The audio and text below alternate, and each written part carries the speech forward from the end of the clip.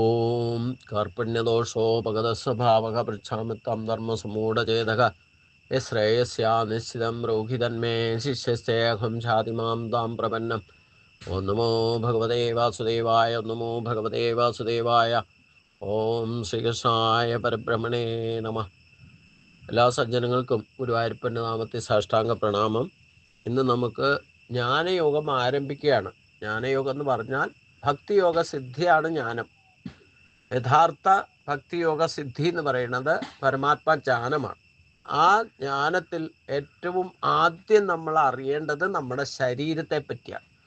അതുകൊണ്ട് ശരീരശാസ്ത്രമാണ് 13ാമത്തെ അധ്യായം. ശരീരവും ആ പ്രകൃതിയുമായിട്ട് ഈശ്വരനുമായിട്ട് എങ്ങനെ ബന്ധപ്പെട്ടാണ് ഓരോ മനുഷ്യൻ്റെ ശരീരം പ്രവർത്തിക്കുന്നത്. മനുഷ്യൻ്റെ ശരീരം എന്നല്ല, ഈ പ്രപഞ്ചത്തിൽ ക്ഷേത്രജ്ഞ ബന്ധമില്ലാത്ത ഒരു മണൽത്തരി പോലും ഇല്ല എന്നാണ് ഈ അധ്യായം പറഞ്ഞ് അവസാനിപ്പിക്കുന്നത്. ക്ഷേത്രജ്ഞ സംയോഗം എന്ന് പറഞ്ഞാൽ തന്നെ നമ്മുടെ ആസുരീ സമ്പത്തും ദൈവീയ സമ്പത്തിൻ്റെ സംയോഗമാണ്. ശരീരം ആസുരീ സമ്പത്താണ്, ഇതിലുള്ള ഈശ്വര ശക്തി ദൈവീക സമ്പത്താണ്. ആ ശരീരത്തിലൂടെ ഈശ്വരൻ്റെ ശക്തി ഇന്ദ്രിയ ശക്തികളിലൊക്കെ പ്രവർത്തിക്കുന്നത് പ്രകൃതിദത്തമായിട്ട് തന്നെയാണ്. അതൊരു പ്രോസസ്സാണ്. അതുകൊണ്ട് ഈ ശരീരവും ശരീരത്തിലുള്ള ശക്തികളെ പറ്റിയുള്ള അവബോധമാണ് നമുക്ക് ആദ്യം ഉണ്ടാകേണ്ടത്. അതാണ് ജ്ഞാനത്തിൻ്റെ ആരംഭം. നമ്മുടെ ശരീരബോധം ആദ്യം ഉണ്ടാകണം. പിന്നെ ശരീരബോധത്തെ വിട്ടിട്ട് ആത്മബോധത്തിലേക്ക് എത്തണം. നമ്മളെ യഥാർത്ഥത്തിൽ നിലനിൽപ്പ് നമ്മൾ ദൈവിക ബോധത്തിൽ, ദൈവീയ ശക്തിയിലാണ്. അതിനൊരു ഉപാധിയാണ് ശരീരം. ആ ദൈവിക ശക്തിയെ സാക്ഷാത്കരിക്കാനുള്ള ഒരേ ഒരു ഉപാധി ഈ ശരീരമാദ്യം ഖലു ധർമ്മസാധനം. അപ്പം ഈ ശരീരത്ത് എങ്ങനെ ഉണ്ടായി, അതിൽ എന്തൊക്കെ ശക്തികളാണ് ഉള്ളത്, അവരെങ്ങനെയാണ് പ്രവർത്തിക്കുന്നത് എന്നൊക്കെ അറിയിക്കുന്നതാണ് ഈ 13ാമത്തെ അധ്യായം. ഈ അധ്യായത്തിലെ ഏറ്റവും ഇമ്പോർട്ടൻ്റ് ആണ് 7ാമത്തെ ശ്ലോകം തൊട്ട് 11ാമത്തെ ശ്ലോകം വരെ പറയുന്ന 5 ശ്ലോകങ്ങൾ. ഇതാണ് ശരീരത്തിലെ യഥാവിധി ഈശ്വരൻ ഉദ്ദേശിക്കുന്ന വിധത്തിൽ പ്രവർത്തിച്ചാൽ ആ ശരീരത്തിൽ എന്തൊക്കെ ശക്തി ഉണ്ടാകും, അതാണ് യഥാർത്ഥ അറിവ്. അത് ഈ 5 ശ്ലോകത്തിലൂടെ ഭഗവാൻ വെളിപ്പെടുത്തുന്നുണ്ട്. ഈ ശരീരത്തിലൂടെ നമുക്ക് ശരീരത്തിന് ക്ഷതമില്ലാതെ അതിനെ പൂർണ്ണമായിട്ട് സംരക്ഷിച്ച് നിർത്തണമെങ്കിൽ ഈ ദൈവിക സമ്പത്തിൻ്റെ അച്ചീവ്മെൻ്റ് ആണ് 5 ശ്ലോകത്തിലൂടെ പറയുന്നത്. അത് ഒരു മനുഷ്യൻ ആർജിക്കാത്തിടത്തോളം കാലം ഒരു കാരണവശാലും ആ ശരീരം പൂർണ്ണമായിട്ട് ക്ഷതമില്ലാതെ നിലനിർത്താൻ സാധ്യമല്ല. ശരീരം എത്ര ശ്രമിച്ചാലും ശാശ്വതമായിട്ട് നിലനിൽക്കുന്നതല്ല. ആ ശരീരത്തെ സൂക്ഷിക്കാൻ വേണ്ടിയിട്ട് സൂക്ഷിപ്പുകാരാണ് നമ്മൾ. അതും കേവലം നിമിത്ത, നമ്മുടെ കേമത്വം കൊണ്ടൊന്നുമല്ല. ശരീരം ഉണ്ടായതുമല്ല, അത് നിലനിൽക്കുന്നത് നമ്മുടെ കേമത്വം കൊണ്ടല്ല. അത് പ്രകൃതിയിൽ നിന്നുണ്ടായി, പ്രകൃതിയാ തന്നെ നിലനിർത്തണം. അതിന് ക്ഷതം കൂടാതെ കാത്തു സംരക്ഷിക്കലാണ് നമ്മുടെ ഡ്യൂട്ടി. അത് കൃത്യമായിട്ട് ചെയ്താൽ മാത്രമേ നമുക്ക് ഈ ശരീരത്തിലൂടെ വേണം ഈശ്വരപ്രാപ്തിയിലേക്ക് എത്താൻ. ശരീരമില്ലെങ്കിൽ, നിങ്ങളുടെ ആത്മസൂക്ഷ്മ ശരീരം മാത്രം ഉണ്ടായാൽ അത് പിതൃലോകം വരെ പോകാം, അവിടെ കുറേ കാലം വേണമെങ്കിൽ വസിക്കാം. തിരിച്ച് ശരീരം എടുക്കണമെങ്കിൽ അത് അച്ചീവ്മെൻ്റ് ഉണ്ടാകണേ. അവിടുത്തെ ഗുരുക്കന്മാരും പറയും, നിങ്ങൾ ഭൂമിയിൽ പോയിട്ട് ജനിക്കൂ, ശരീരം എടുക്കാതെ ഒരു കാരണവശാലും കർമ്മശുദ്ധി വരുത്താൻ സാധ്യമല്ല. കർമ്മേന്ദ്രിയങ്ങൾ വേണം. ഈ സൂക്ഷ്മ ശരീരം കൊണ്ട് ജ്ഞാനേന്ദ്രിയങ്ങളൊക്കെ പ്രവർത്തിക്കും. ജ്ഞാനേന്ദ്രിയങ്ങളും മനസ്സും ബുദ്ധിയും അന്ധക്കരണവും ഒക്കെ പ്രവർത്തിക്കും. പക്ഷെ അതുകൊണ്ട് നമുക്ക് കർമ്മശുദ്ധി ഉണ്ടാക്കണമെങ്കിൽ കർമ്മേന്ദ്രിയങ്ങളെയും കൂടെ പ്രവർത്തിപ്പിക്കണം. കർമ്മേന്ദ്രിയങ്ങളും കൂടെ ചേരണമെന്നുണ്ടെങ്കിൽ ശരീരം എടുത്തു വരണം. അപ്പം എന്താ കുഴപ്പമെന്ന് ചോദിച്ചു കഴിഞ്ഞാൽ, നമ്മളെ ഓരോ ജന്മത്തിൽ പോകുമ്പോഴും ഈ ഓരോ മണ്ഡലങ്ങൾ കടക്കുന്ന അവസ്ഥ ഉണ്ടാകണമെങ്കിൽ തന്നെ ഈശ്വരൻ്റെ ഭക്തി, കുറച്ച് ഭക്തി ഉണ്ടാകണം തന്നെ നമ്മൾ 1, 2, 3 മണ്ഡലം ക്രോസ് ചെയ്ത് 4ാമത്തെ മണ്ഡലത്തിൽ എത്തിയാലേ കുറേശ്ശെ ഈശ്വര വിചാരമൊക്കെ തുടങ്ങുള്ളൂ. ദുഃഖിക്കുമ്പോഴെങ്കിലും ഈശ്വരനെ വിളിക്കുന്ന കാറ്റഗറിയിലൊക്കെ വരുന്നത് 4ാമത്തെ മണ്ഡലത്തിൽ എത്തുമ്പോഴേ ഉള്ളൂ. അവിടെ ഒരു 10 മണ്ഡലം ക്രോസ് ചെയ്താൽ 5ാമത്തതിലേക്ക് എത്തുക. 5-ാമത്തിലെത്തിയാലാണ് നമുക്ക് ഏതെങ്കിലും തരത്തിൽ അത് പിതൃലോകത്ത് പോയാലും ഭൂമിയിൽ വന്ന് ജനിച്ചാലും നമുക്ക് അദൃശ്യമായ ചില ശക്തികൾ അതാരെങ്കിലും നിമിത്തമാകാം, അല്ലാതെയും നമുക്ക് ഗൈഡൻസ് കിട്ടിക്കൊണ്ടിരിക്കും, മാർഗദർശനം കിട്ടും. അതുകൊണ്ടാണ് അവിടുത്തെ സൂക്ഷ്മ ശരീരമായിട്ട് പിതൃലോകത്ത് പോയാലും അവർ പറയും, ഇവിടെ നിന്നാൽ നിങ്ങൾക്ക് ഈശ്വര സാക്ഷാത്കാരം എളുപ്പം സാധിക്കില്ല. അതിന് എളുപ്പം സാധിക്കണമെന്നുണ്ടെങ്കിൽ ഭൂമിയിൽ പോയി ജനിക്കുക തന്നെ വേണം. അത് നിങ്ങൾ ഇഷ്ടമുള്ളടത്ത് ആരുടെ മക്കളായിട്ട് അച്ഛനെ അമ്മയൊക്കെ സെലക്ട് ചെയ്യാനുള്ള സ്വാതന്ത്ര്യം പോലും നമുക്കുണ്ട്. 5-6 മണ്ഡലത്തെത്തിയ എവിടെ പോയി ജനിക്കണം, എങ്ങനെ വേണം എന്നൊക്കെ നമ്മുടെ ഓപ്ഷന് വിട്ടുവരും. പക്ഷെ എവിടെ പോയി ജനിച്ചാലും അവിടെ പിതൃലോകത്ത് നിൽക്കുമ്പോൾ, സൂക്ഷ്മ ശരീരമായിട്ട് നിൽക്കുമ്പം സദ്ധാത്മാക്കളും ദുഷ്ടാത്മാക്കളും 2 കാറ്റഗറിയിലാണ് നിൽക്കുക. അവർ തമ്മിൽ ഒരിക്കലും മിങ്കിളാവില്ല. അതായത് 1, 2, 3, 4 മണ്ഡലങ്ങളിലുള്ളവർ അതിനിടയ്ക്ക് ഒരു വൻ മതിലുണ്ടെന്നർത്ഥം. അത് കഴിഞ്ഞ് 5, 6, 7 മണ്ഡലത്തിലേക്ക് ഉള്ളവർക്ക് ഒരു കാറ്റഗറി, അവർ സജ്ജനങ്ങളുടെ പട്ടിയിലൊക്കെ വരിക. അവിടെ കാറ്റഗറൈസ് ചെയ്തേക്കുന്നതുകൊണ്ട് ഒരിക്കലും മിങ്കിളാവില്ല. ദുർജനങ്ങളും സജ്ജനങ്ങളുമായിട്ട് മിങ്കിളാവില്ല. സജ്ജനങ്ങളാണെങ്കിൽ സജ്ജനങ്ങളുടെ കൂടെ തന്നെ നടക്കാം. അവിടെ മച്ചിത്ത മദ്ഗതപ്പാണ് ബോധേന്ദ പരസ്പരം, അതൊക്കെ അന്ധകരണ ശുദ്ധി നേടിയവരെ അവിടെ ഉണ്ടാവുള്ളൂ. അതുകൊണ്ട് കുറച്ച് ഈശ്വരീയ അവബോധമുള്ളവർ, അത് 5, 6, 5-ാമത്തെ മണ്ഡലത്തിലുള്ളവരൊക്കെ ഏകദേശം ഒരേ കാറ്റഗറി ആയിരിക്കും. 6-ാമത്തെ മണ്ഡലത്തിൽ കുറച്ചുകൂടെ അപ്ഗ്രേഷൻ കിട്ടിയവരായിരിക്കും. 7-ാമത്തെ മണ്ഡലത്തിൽ നേരിട്ട് ഈശ്വരൻ്റെ സമ്പർക്കമുള്ളവരായിരിക്കും. അങ്ങനെ ഉള്ള ആ കാറ്റഗറൈസേഷനിൽ നമ്മൾ അച്ചീവ്മെൻറ്റിലേക്കേ പോകുള്ളൂ, ഒരിക്കലും അവിടെ അതപ്പതിക്കില്ല. പക്ഷേ ഈ ഭൂമിയിലേക്ക് വന്നാൽ എന്താ കുഴപ്പമെന്ന് ചോദിച്ചു കഴിഞ്ഞാൽ മിങ്കിളാവും. മിങ്കിളാവെന്ന് പറഞ്ഞാൽ ഒരു കുടുംബത്തിൽ തന്നെ സജ്ജനം ഉണ്ടാവും. ഈ 1, 2, 3 കാറ്റഗറി പെട്ടവരൊക്കെ, 4 കാറ്റഗറി പെട്ടവരൊക്കെ ചിലപ്പോൾ ഒരേ കുടുംബത്തിലുണ്ടാവും. അങ്ങോട്ടും ഇങ്ങോട്ടും മിങ്കിളായി പോകും. അവിടെയാണ് കർമ്മശുദ്ധി വരുത്താൻ നമുക്ക് ക്ലാരിഫിക്കേഷൻ കിട്ടാതെ വരുന്നത്. ക്ലേശമാണെന്നർത്ഥം, ശരീരക്ലേശം വരെ ഉണ്ടാവുന്ന. അപ്പം നമുക്ക് ഏതെങ്കിലും എന്ത് ചെയ്താലും ശരീരക്ലേശം ഉണ്ടാകുന്നുണ്ടെങ്കിൽ, ഈ ജന്മത്തിൽ ഉണ്ടാകുന്നുണ്ടെങ്കിൽ ഒക്കെ പൂർവ്വജന്മാർജിതാന്ന് ഞാൻ പറഞ്ഞിട്ടുണ്ട്. അത് പ്രത്യേകിച്ച് ഈശ്വര സാക്ഷാത്കാരത്തിന് വേണ്ടിയിട്ട് നമ്മൾ ശ്രമിക്കുമ്പോൾ ഒരുപാട് ക്ലേശങ്ങൾ ശരീരത്തിന് തന്നെ ഉണ്ടാകും. ശരീരത്തിനുണ്ടായാൽ അത് ഓട്ടോമാറ്റിക്കായിട്ട് മനസ്സിനുണ്ടാകും. മനസ്സിനുണ്ടായാൽ ബുദ്ധിയിൽ സ്റ്റേബിലിറ്റി ഇല്ലാതെ വരും. അപ്പോൾ അതിപ്പോൾ നമ്മൾ കഴിഞ്ഞ ദിവസം ശ്രീകൃഷ്ണ ചരിതാമൃതം പറഞ്ഞ പോലെയാണ്.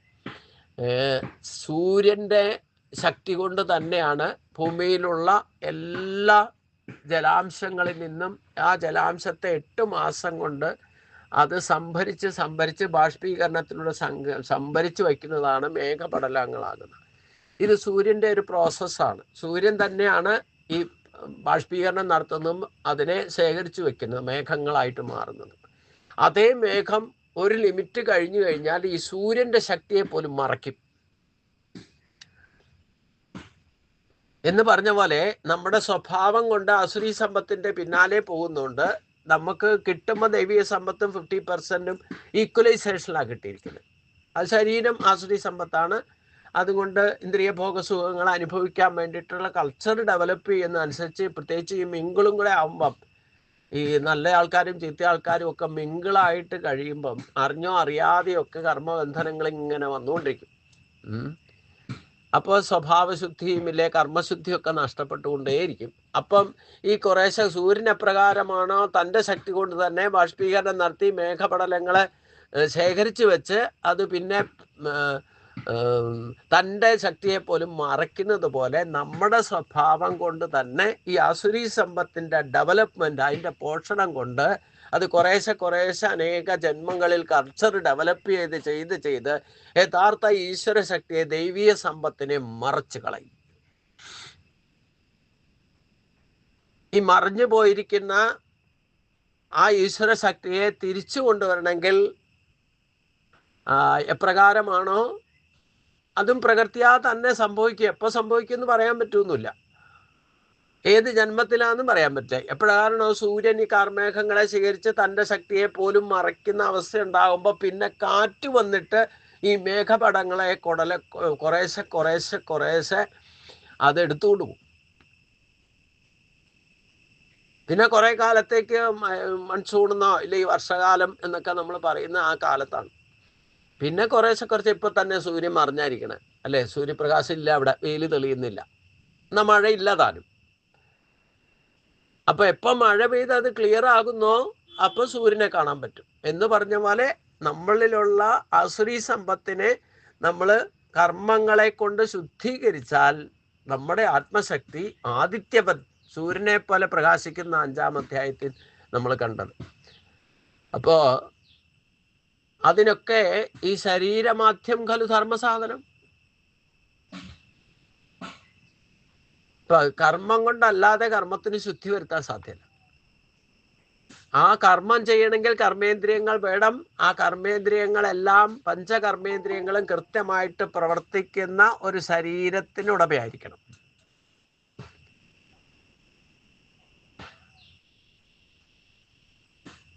ആ ശരീരം എങ്ങനെ ഉണ്ടായി? അത് നിലനിർത്തുന്നത് എങ്ങനെയാ? ഇല്ലെങ്കിൽ അതിൽ നിന്ന് കിട്ടേണ്ട ശരീരജ്ഞാനമാണ് ആദ്യത്തെ ജ്ഞാനം. നമ്മുടെ ശരീര അവബോധം, ശരീരത്തിൽ എന്തൊക്കെ ശക്തിയുണ്ട്, അതിൻ്റെ അടിസ്ഥാനം എന്താണ്, അതെങ്ങനെയാണ് പ്രവർത്തിക്കുന്നത് എന്നൊക്കെ പറയുന്നതാണ് ഈ 13-ാമത്തെ അധ്യായം. ആദ്യം തന്നെ അർജുനൻ തന്നെ പറയാണ്, എന്താണ് പ്രകൃതി, എന്താണ് പുരുഷം, എന്താണ് ക്ഷേത്രം, എന്താണ് ക്ഷേത്രജ്ഞൻ, ആരാണ് ക്ഷേത്രജ്ഞൻ. അത് പറയുന്ന ശ്ലോകം പിന്നീട് ആരോ ചേർത്തതാണെന്ന് പറയും. അങ്ങനെ 701 ശ്ലോകങ്ങളാകാൻ കാരണം ഈ ഒരു ചോദ്യവും കൂടെ ഉൾപ്പെടുത്തിയിട്ടാണ്. അത് ചില പുസ്തകങ്ങളിലൊന്നും കാണാനുമില്ല. അർജുനൻ ചോദിക്കുന്നത് പ്രകൃതിയും പുരുഷൻ ചൈവ വിദ്യാനാദിയും ക്ഷേത്രം ക്ഷേത്രജ്ഞേവത. പ്രകൃതിയും പുരുഷം ചൈവ ക്ഷേത്രം ക്ഷേത്രജ്ഞേവത ഏതത് വേദിതുമിച്ഛാമി ജ്ഞാനം ജ്ഞേയം ച കേശവ. അർജുനൻ പറഞ്ഞു, കേശവ, പ്രകൃതിയും പുരുഷം ച ഏവ. ഹേ കൃഷ്ണ, പ്രകൃതിയുടെയും പുരുഷനെയും ക്ഷേത്രം ക്ഷേത്രജ്ഞ ഏവച ക്ഷേത്രജ്ഞ ച ഏവച, ക്ഷേത്രത്തെയും ക്ഷേത്രജ്ഞനെയും ജ്ഞാനം ജ്ഞേയം ച ഏതത്, ജ്ഞാനത്തെയും ജ്ഞേയത്തെയും പറ്റിയെല്ലാം വേദിതമിച്ഛാമി, അറിയാൻ ഞാൻ ആഗ്രഹിക്കുന്നു. അതായത് ശരീരത്തെ പറ്റി പൂർണ്ണമായിട്ട് അറിയാൻ ഞാൻ ആഗ്രഹിക്കുന്നു. ആ ശരീരത്തിലെ ക്ഷേത്രജ്ഞൻ എന്ന് പറയുന്നത് എന്താണ് ക്ഷേത്രം എന്ന് ഉദ്ദേശിക്കുന്നത്, എന്താണ് പ്രകൃതി, എന്താണ് പുരുഷൻ, ഇതൊക്കെയാണ് അർജുനന്റെ ചോദ്യം. ഹേ കൃഷ്ണ, പ്രകൃതി, പുരുഷൻ, ക്ഷേത്രം, ക്ഷേത്രജ്ഞൻ, ജ്ഞാനം, ജ്ഞേയം, ഇവയെ പറ്റിയെല്ലാം വിശദമായിട്ട് അറിയാൻ ഞാൻ ആഗ്രഹിക്കുന്നു. ഈ ശ്ലോകം സ്വീകരിച്ചിട്ടില്ലാത്ത ഗീതാഗ്രന്ഥങ്ങളിൽ ഭഗവാൻ പറയുന്നതായിരിക്കുന്ന താഴെ ചേർക്കുന്ന ശ്ലോകത്തോടെയാണ് 13-ാം അധ്യായം മിക്ക പുസ്തകങ്ങളും ആരംഭിക്കുന്നത്. ഈ ഒരു ചോദ്യം സാധാരണ മഹാഭാരതത്തിലും ഇല്ല. ഗീതാഭാഗം ഭീഷ്മപർവത്തിൽ ആരംഭിക്കുമ്പം അതിലും ഈ ചോദ്യമൊന്നുമില്ല. ഇത് പിന്നീട് ആരോ അർജുനെ കൊണ്ട് ചോദിപ്പിക്കുന്ന രീതിയിൽ എഴുതി ചേർത്തതാണെന്നും കിംവദന്തിയുണ്ട്. എന്തായാലും ചില പുസ്തകത്തിലുണ്ട്, ചില പുസ്തകത്തിലില്ല. ശങ്കരഭാഷ്യത്തിലും ഈ ഒരു ചോദ്യമില്ല. അതിനെപ്പറ്റി അദ്ദേഹം വ്യാഖ്യാനിച്ചിട്ടുമില്ല. എന്തായാലും നമുക്ക് ഈ ചോദ്യം ആവശ്യമാണ്. കാരണം നമ്മുടെ ശരീരം എന്താണെന്ന് നമ്മൾ അറിയാൻ ആഗ്രഹിക്കുന്നുണ്ടെങ്കിൽ ഈ ചോദ്യം വേണമല്ലോ. അപ്പോൾ ഭഗവാൻ അടുത്ത ഉത്തരം പറയുമ്പോഴാണ്, അത് മുതലാണ് ശരിക്കും 13-ാം അധ്യായം ആരംഭിക്കുക. ശ്രീ ഭഗവാൻ വാച ഇതം ശരീരം കൗന്ദേയ ക്ഷേത്രമിത്യഭിധീയതേ ഏതത്യോ വേദിതം പ്രാഹു ക്ഷേത്രജ്ഞ ഇതി തത്വിത. ഭഗവാൻ പറഞ്ഞു, ഏ കൗന്ദേയ, ഇതം ശരീരം, കുന്തിപുത്ര, ഈ ശരീരം ക്ഷേത്രം ഇതി അഭിധീയതേ, ക്ഷേത്രം എന്ന് പറയപ്പെടുന്നു. ഏതത് യാ വേത്തി, ഇതിനെ യാതൊരുവൻ അറിയുന്നുവോ, തം ക്ഷേത്രജ്ഞ ഇതി, അവനെ ക്ഷേത്രജ്ഞൻ എന്ന്, തദ്വിദ്ധി തദ്വിധ പ്രാഹു, ഇതിനെ അറിയുന്നവൻ പറയുന്നു. അല്ലയോ അർജുന, ഈ ശരീരമാണ് ക്ഷേത്രം എന്ന് പറയപ്പെടുന്നത്. ഈ ക്ഷേത്രത്തെ യാതൊരുവൻ പൂർണ്ണമായിട്ട് അറിയുന്നുവോ, അവനെ, ആരാണോ യഥാർത്ഥത്തിൽ അറിയുന്നത്, ആ അറിയുന്നവനെയാണ് ക്ഷേത്രജ്ഞൻ എന്ന് പറയുന്നത്. ക്ഷേത്രത്തെയും ക്ഷേത്രജ്ഞനെയും വേർതിരിച്ച് അറിയുന്നവർ പറയുന്നത് യഥാർത്ഥത്തിൽ ശരീരത്തെ അറിയുന്ന, ശരീരത്തിൻ്റെ ഉടമയായിട്ടിരിക്കുന്ന, ക്ഷേത്രജ്ഞൻ്റെ യജമാനായിട്ടിരിക്കുന്ന ആ ജീവശക്തി, അതായത് ഈശ്വരൻ മാത്രമാണ് നമ്മുടെ ശരീരത്തെ പറ്റി പൂർണ്ണമായിട്ട് അറിയാം. ആ ക്ഷേത്രത്തെ പറ്റി അറിയുന്നവനെയാണ് ക്ഷേത്രജ്ഞൻ എന്ന് വിളിക്കുന്നത്. നമുക്ക് ഈ ശരീരം കിട്ടിയിട്ട് നമുക്ക് ഈ ശരീരത്തിൻ്റെ ശക്തികളെ മുഴുവൻ പൂർണ്ണമായിട്ട് അവബോധമില്ല എന്നർത്ഥം. ശരീരത്തെ കീറി മുറിച്ച് എന്ത് വേണേലും ചെയ്യാനും മാറ്റിവെക്കാനൊക്കെ പഠിച്ചിട്ടുണ്ട്. പക്ഷേ യഥാർത്ഥത്തിൽ ഈ ശരീരത്തിലുള്ള ശക്തിയോ അതിൻ്റെ പ്രഭാവത്തെയോ അറിയുന്നില്ല എന്നുള്ളതാണ് സത്യം. ക്ഷതങ്ങളിൽ നിന്ന് രക്ഷിക്കപ്പെടുന്നതിനാലും, അതായത് ക്ഷേത്രം എന്ന് പറഞ്ഞാൽ എന്താ? ക്ഷതം ത്രായതി ഇതി ക്ഷേത്ര.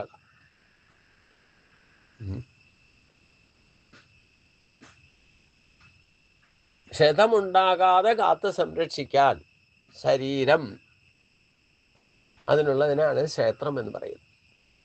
അത് തന്നെയാണ് നമ്മൾ അമ്പലത്തിനും ക്ഷേത്രം എന്ന് പറയുന്നത്, ഇല്ലേ? കേരളത്തിൽ പ്രത്യേകിച്ച് ക്ഷേത്രം എന്ന് പറഞ്ഞാൽ ക്ഷതന്ത്രായതി ഇതി ക്ഷേത്രക, അതായത് മനുഷ്യ ശരീരത്തിൻ്റെ വാസ്തുശാസ്ത്രം അനുസരിച്ചുകൊണ്ട് തന്നെയോ ഒരു മനുഷ്യ ശരീരത്തിൻ്റെ സങ്കല്പത്തിലാണ് ഒരു ക്ഷേത്രം ഉണ്ടാക്കിയിരിക്കുന്നത്. കേരളത്തിൽ മാത്രമേ ഉള്ളൂ ഈ സങ്കല്പത്തിൽ ക്ഷേത്ര നിർമ്മാണം നടന്നിട്ടുള്ളൂ.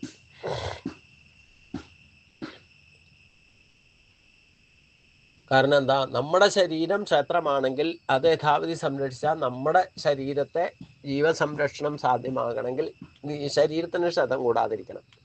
ശരീരത്തിന് ലിമിറ്റ് കൂടുതൽ ക്ഷതമുണ്ടായാൽ ജീവന് ശരീരത്തിൽ നിൽക്കാൻ പറ്റില്ല. അപ്പം നമ്മൾ ജീവനോട് കൂടി ഈ ശരീരത്തോടു കൂടി വന്നിട്ടുണ്ടെങ്കിൽ ജീവൻ ആയുരാരോഗ്യത്തോട് നിൽക്കുന്ന ശരീരത്ത് മാത്രമേ സജീവമായിട്ട് പ്രവർത്തിക്കുകയുള്ളൂ എന്നർത്ഥം. ജീവൻ ദൈവിക സമ്പത്താണ്, ശരീരം ആസുരി സമ്പത്താണ്. എന്താണോ ഉണ്ടായിട്ട് നശിച്ചു പോകുന്നത് അത് ആസുരി സമ്പത്താണ്, അത് പ്രേയസ് എന്നും പറയാം. അപ്പം പ്രകൃതി എന്ന് പറഞ്ഞാൽ ഞാൻ പറഞ്ഞിട്ടുണ്ട്, പ്രകൃതി എന്നൊരൊറ്റ വാക്കിന് രണ്ടർത്ഥമുണ്ട്. പ്രകർഷേണ കൃതം പ്രകൃതി, പ്രത്യക്ഷേണ കൃതം പ്രകൃതി. ഇത് രണ്ടും നമ്മൾ ശരീരത്തിലൂടെ തന്നെ മനസ്സിലാക്കണം. ശരീരം പ്രത്യക്ഷമാണ്, ഇത് പ്രത്യക്ഷമായിട്ട് പഞ്ചഭൂതങ്ങളിൽ നിന്ന് ഉണ്ടായിരിക്കുന്നതാണ്. എന്നാൽ അതിലുള്ള ജീവൻ പ്രകർഷേണ കൃതം എന്ന് പറഞ്ഞാൽ അവ്യക്ത സ്വരൂപമായിരിക്കുന്ന ഒരു ശക്തിയാണ് ജീവൻ എന്ന് പറയുന്നത്. അത് ദൈവിക സമ്പത്താണ്, അത് ഈശ്വരൻ തന്നെയാണ്. ഇത് രണ്ടും കൂടെ ചേർത്ത് വെച്ചതും ഭഗവാൻ തന്നെയാണ്. അത് 7-ാം അധ്യായത്തിൽ പറഞ്ഞതിനെ ഒന്നോടെ ഇവിടെ ഈ അധ്യായത്തിലേക്ക് വരുമ്പം വിസ്തരിച്ച് പറയും. ഭൂമിരാപോ അനലോ വായു കം മനോ ബുദ്ധിരേവജ. അതാണ് 8 തത്വങ്ങളെ കൊണ്ടാണ് ശരീരത്തെയും ജീവനെയും ചേർത്ത് വച്ചിരിക്കുന്നത് എന്നർത്ഥം.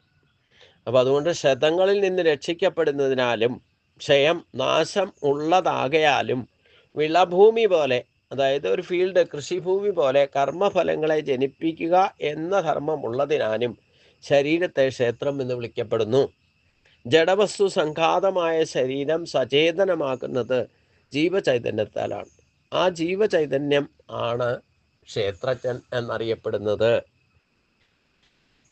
അത് ശരീരത്തിലെ ജീവനാണ് ക്ഷേത്രജ്ഞൻ എന്ന് പറയുന്നത്. ശരീരം പഞ്ചഭൂതങ്ങളാൽ നിർമ്മിക്കപ്പെട്ട ജഡവസ്തു, അതായത് നശിച്ചു പോകുന്നതാണ്.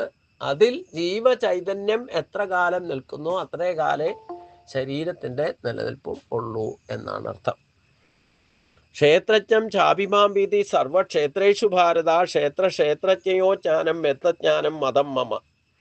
ഹേ ഭാരത, സർവക്ഷേത്രേഷു അപി, അർജുന, എല്ലാ ക്ഷേത്രങ്ങളിലും മാം ച ക്ഷേത്രജ്ഞം വിധി, എന്നെ തന്നെ ക്ഷേത്രജ്ഞനായിട്ട് കണ്ടാലും. അതായത് നമ്മുടെയൊക്കെ എല്ലാവരുടെയും ശരീരത്തിലിരിക്കുന്ന ജീവൻ ഗുരുവായൂരപ്പനായിട്ട് കണ്ടോളാൻ. അതുകൊണ്ടാണ് ഞാൻ പറഞ്ഞ ഗുരുവായൂരപ്പൻ എന്നുള്ള വാക്കിൻ്റെ അർത്ഥം സ്വയം ഉൾക്കൊള്ളണം. അതിന് ഐതിഹ്യവും മഹാത്മ്യമൊന്നും പഠിച്ചാലൊന്നും നിങ്ങൾക്ക് മനസ്സിലാവില്ല. നമ്മുടെ ജീവനാണ് ഗുരുസ്ഥാനത്തിരിക്കുന്നത്, അത് പ്രാണനാണ്. അത് ശരീരത്തിൽ നിലനിൽക്കുന്നത് ശരീരത്തിൽ തന്നെ നടക്കുന്ന വായുവിൻ്റെ ഗതിവിഗതകളെ കൊണ്ടാണ്. അതായത് ശ്വാസപ്രശ്വാസത്തിലൂടെയാണ് ജീവനെ ശരീരത്ത് നിലനിർത്തുന്നത്. ആ ജീവനെയാണ് ക്ഷേത്രജ്ഞൻ എന്ന് പറയുന്നത്. അതാണ് നമ്മുടെ ആദ്യത്തെ ഗുരുവും അവസാനത്തെ ഗുരുവും. അത് ശരീരത്തെ ആ ഗുരു നിൽക്കുന്നത് വായുവിൻ്റെ ചലനം കൊണ്ടാണ്. അങ്ങനെയാണ് ഗുരുവും വായുവും കൂടെ. അത് നടക്കുന്നത് ഈ ശരീരമാകുന്ന ഫീൽഡിലാണ്. അപ്പൊ ശരീരം പ്രത്യക്ഷമാണ്. ഈ ശരീരമാണ് ഊര് എന്ന് പറയുന്നത്. അതിൻ്റെ അധികാരി ആരാ? നമ്മളൊക്കെ തന്നെ.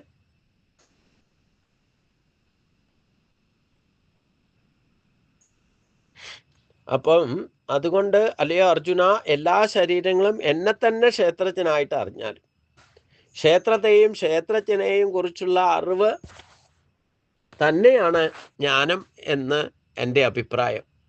സർവക്ഷേത്രങ്ങളിലും അഥവാ ശരീരങ്ങളിലും ക്ഷേത്രജ്ഞൻ ആത്മാവാണ്, ജീവാത്മാവായിരിക്കുന്നത് ഞാൻ തന്നെയാണ്, ഗുരുവായൂരപ്പൻ തന്നെയാണ്.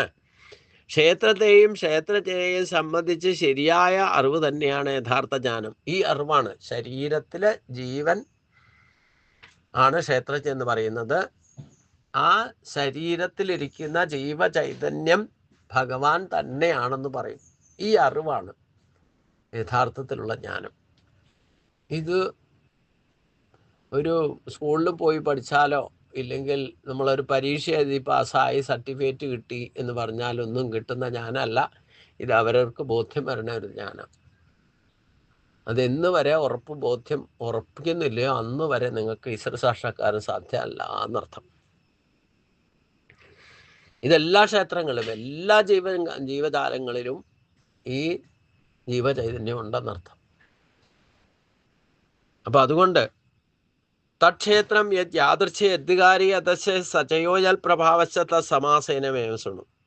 തക്ഷേത്രം യത്, ആ ക്ഷേത്രം യാതൊന്ന്, യാദൃച്ഛ യാതൊന്ന് പോലെ ഇരിക്കുന്നുവോ, യദ്കാരി ഏതെല്ലാം വികാരത്തോടു കൂടിയതാണ്, യച്ഛ യത് യാതൊന്നിൽ നിന്നുണ്ടായതാണ്, സചയ അവനും യാതൊരുവനാണ്, യൽ പ്രഭാവജ യാതൊരു പ്രഭാവമുള്ളവനാണ്, തത്സമാസേന അതെല്ലാം ചുരുക്കമായി മേ ഋണു ഞാൻ പറയാം, കേട്ടുകൊള്ളുക. ആ ക്ഷേത്രം ശരീരം എന്താണ്, എങ്ങനെയുള്ളതാണ്, എന്തെല്ലാം വികാരങ്ങളോട് കൂടിയതാണ്, ഏതിൽ നിന്നുണ്ടായതാണ്, അവൻ ക്ഷേത്രജ്ഞൻ ആരാണ്, എന്തെല്ലാം പ്രഭാവമുള്ളവനാണ്, അതെല്ലാം ചുരുക്കമായിട്ട് എന്നിൽ നിന്നും കേട്ടുകൊള്ളുക. അപ്പം ഭഗവാൻ പറയുന്ന ശരീരത്തെ പറ്റിയാണ് പറയുന്നത്. ഈ ശരീരത്തിൽ എന്തൊക്കെ ശക്തിയുണ്ട്, അതെങ്ങനെയാണ് പ്രവർത്തിക്കുന്നത്, അതിൽ ജീവചൈതന്യമായിരിക്കുന്നത് ഞാൻ തന്നെയാണ്. അതുകൊണ്ട് ആ ശരീരത്തെയും ശരീരത്തിൻ്റെ എൻ്റെ പ്രവർത്തനങ്ങളെയും എങ്ങനെയാണ് ഞാൻ ക്ഷതം കൂടാതെ ശരീരത്തെ സംരക്ഷിക്കുന്നത് എന്ന് എന്നിൽ നിന്ന് തന്നെ കേട്ടുകൊള്ളുക എന്ന് പറഞ്ഞു. അപ്പോൾ പ്രത്യക്ഷേണ കൃതം പ്രകൃതി എന്ന് പറയുന്ന ഈ ശരീരം, നമുക്ക് പ്രത്യക്ഷമായിരിക്കുന്ന ശരീരം പ്രകൃതിയിൽ നിന്ന് പ്രകർഷേണ ഉണ്ടായതും പ്രത്യക്ഷേണ ഉണ്ടായതും കൂടെ ചേർത്ത് വെച്ചിരിക്കുന്നതാണ്.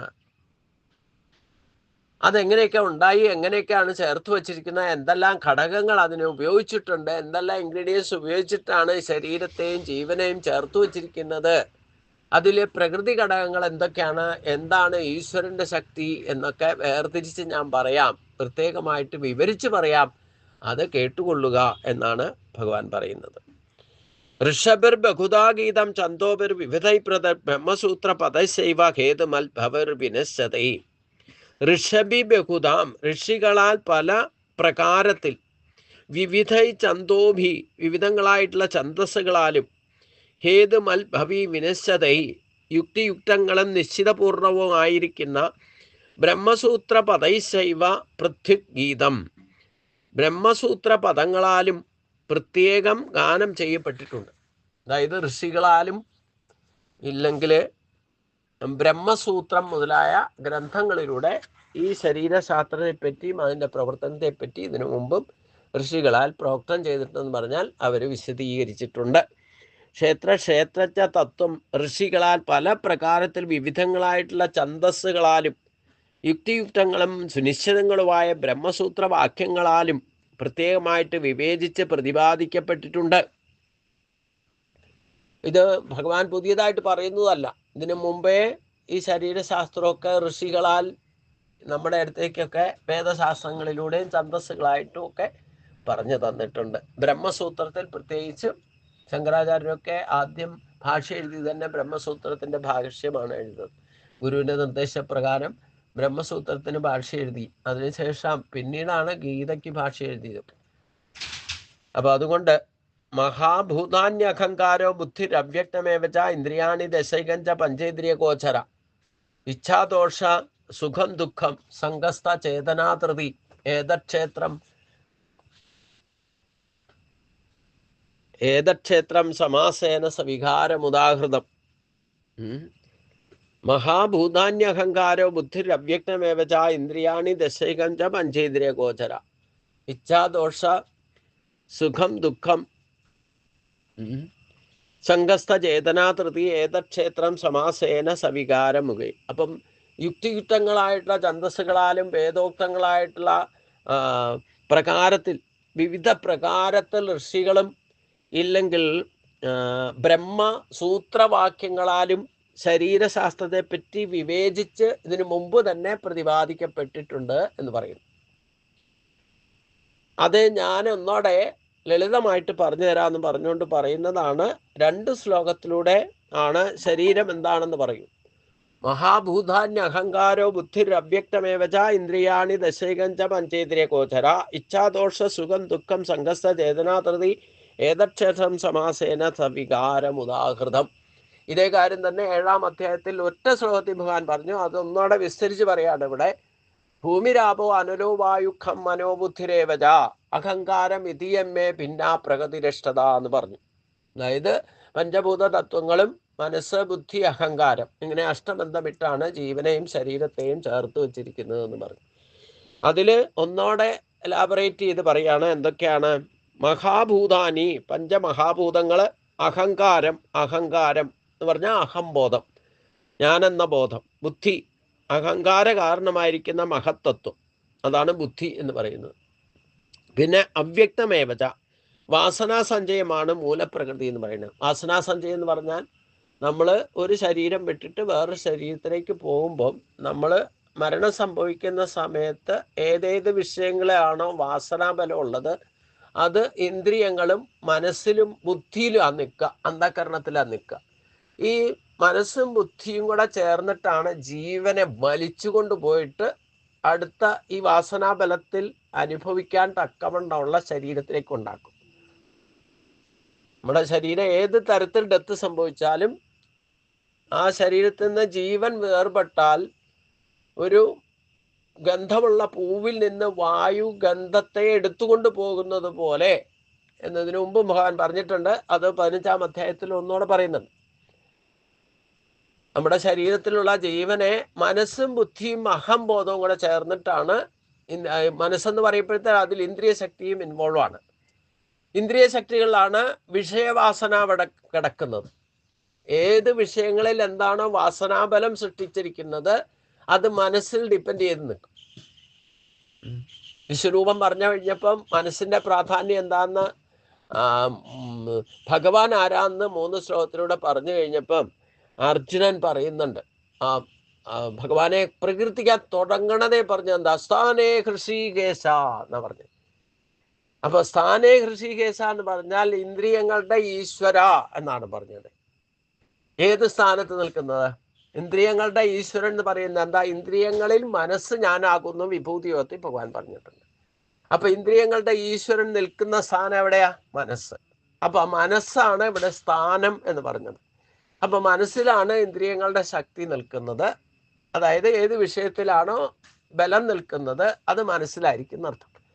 ആ മനസ്സും ബുദ്ധിയും അഹംബോധവും കൂടെ ചേർന്നിട്ട്, മനസ്സിൽ ഇന്ദ്രിയ വിഷയങ്ങളെല്ലാം ഉണ്ട്. നിങ്ങൾ ഏത് കാര്യത്തിലാണോ മരിക്കുന്ന സമയത്ത് വാസനാബലം കിടക്കുന്നത് എന്തിനെ പറ്റി ചിന്തിച്ച്, മനസ്സ് ഒരിക്കലും മരിക്കില്ല.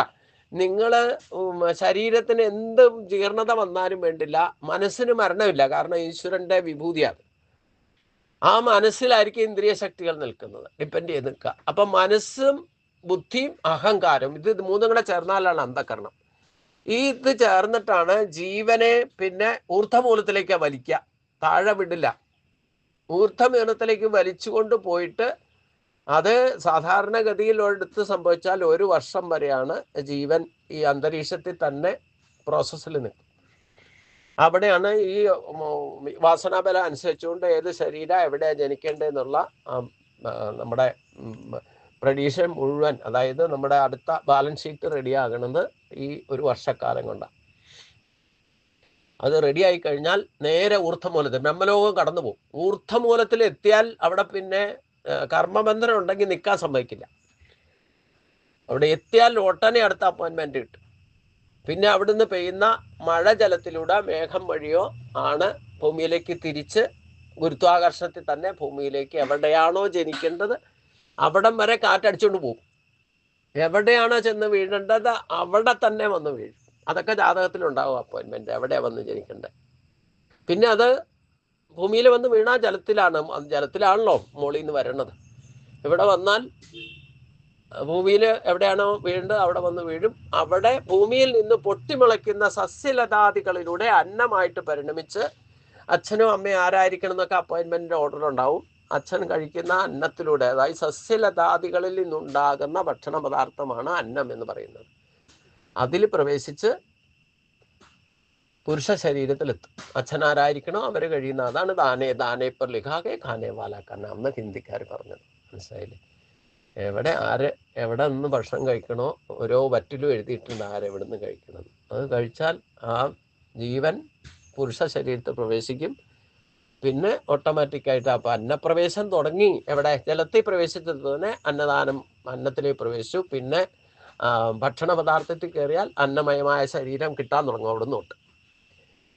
പിന്നെ പുരുഷൻ കഴിക്കുന്ന ഭക്ഷണ പദാർത്ഥത്തിൽ കയറി കഴിഞ്ഞാൽ പിന്നെ രക്തമായിട്ട് പരിണമിക്കും, രേതസ്സായിട്ട് മാറും. അപ്പോഴത്തേനും അമ്മയും ജനിച്ചിട്ടുണ്ടാവും. പിന്നെ അവർ സംഗമിച്ച് അമ്മയൊക്കെ നിശ്ചയ അപ്പോയിൻമെന്റ് ഓർഡറിലുണ്ടാവും ആരായിരിക്കണം അമ്മ എന്നൊക്കെ. അവർ സംഗമിച്ച് നമ്മുടെ പുനർശരീരം സൃഷ്ടിക്കുന്നു. പുനർവസു എന്ന് സഹസ്രനാമത്തിൽ തന്നെ പറയുന്നുണ്ട്. ഗുരുവായൂരപ്പൻ തന്നെയാണ് നിങ്ങൾക്ക് ഒരു ശരീരം കളഞ്ഞിട്ട് പുതിയൊരു ശരീരം കിട്ടുമ്പോഴും ഭഗവാൻ തന്നെയാണ് ജീവചൈതന്യമായിട്ട് അതിൽ പുനർവസിക്കുന്നത്. അതുകൊണ്ടാണ് ഭഗവാനെ പുനർവസു എന്ന് പറയുന്നത്. ഓരോ ശരീരങ്ങളിലും ജാതസ്യ, ഇതിനൊരു പരിഹാരമില്ല. ജാതസ്യ ധ്രുവോ മൃത്യു ധ്രുവം ജന്മ മൃതസ്യ തസ്മാത് അപരിഹാരാർത്ഥേ നത്വം ശോചിതുമർഹസിനവൻ. ജനിച്ചാൽ മരിക്കും, മരിച്ചാൽ ജനിക്കും. ഈ ജനന മരണങ്ങൾക്കുവരിൽ ഒരു മരണമില്ലായ്മയുണ്ട്. അങ്ങോട്ട് നമ്മൾ എത്തുന്നത് വരെ ഈ ജനന മരണങ്ങൾ നടന്നുകൊണ്ടിരിക്കും. ഇതിനൊരു പരിഹാരമില്ല. ആ പരിഹാരമില്ലാത്ത വിഷയത്തെ പറ്റി ആലോചിച്ച് വെറുതെ പേടിക്കുകയും ഇല്ലെങ്കിൽ ദുഃഖിക്കാനും പാടില്ല എന്നും പറഞ്ഞിട്ട്. അപ്പോൾ അതുകൊണ്ട് ഈ ഒരു പ്രോസസ്സാണ് ഇന്ന് ഈ ലോകത്ത് നടക്കുന്ന എല്ലാ ജനനങ്ങൾക്കും മരണങ്ങൾക്കും ആകാം. അത് നിങ്ങൾ ഈ ശരീരപ്രാപ്തി എന്ന് പറയുന്നത് ഏത് വിധത്തിലുള്ള ശരീരം, നിങ്ങൾ എന്തിലാണോ വാസനാപരം സൃഷ്ടിച്ചിരിക്കുന്നത്.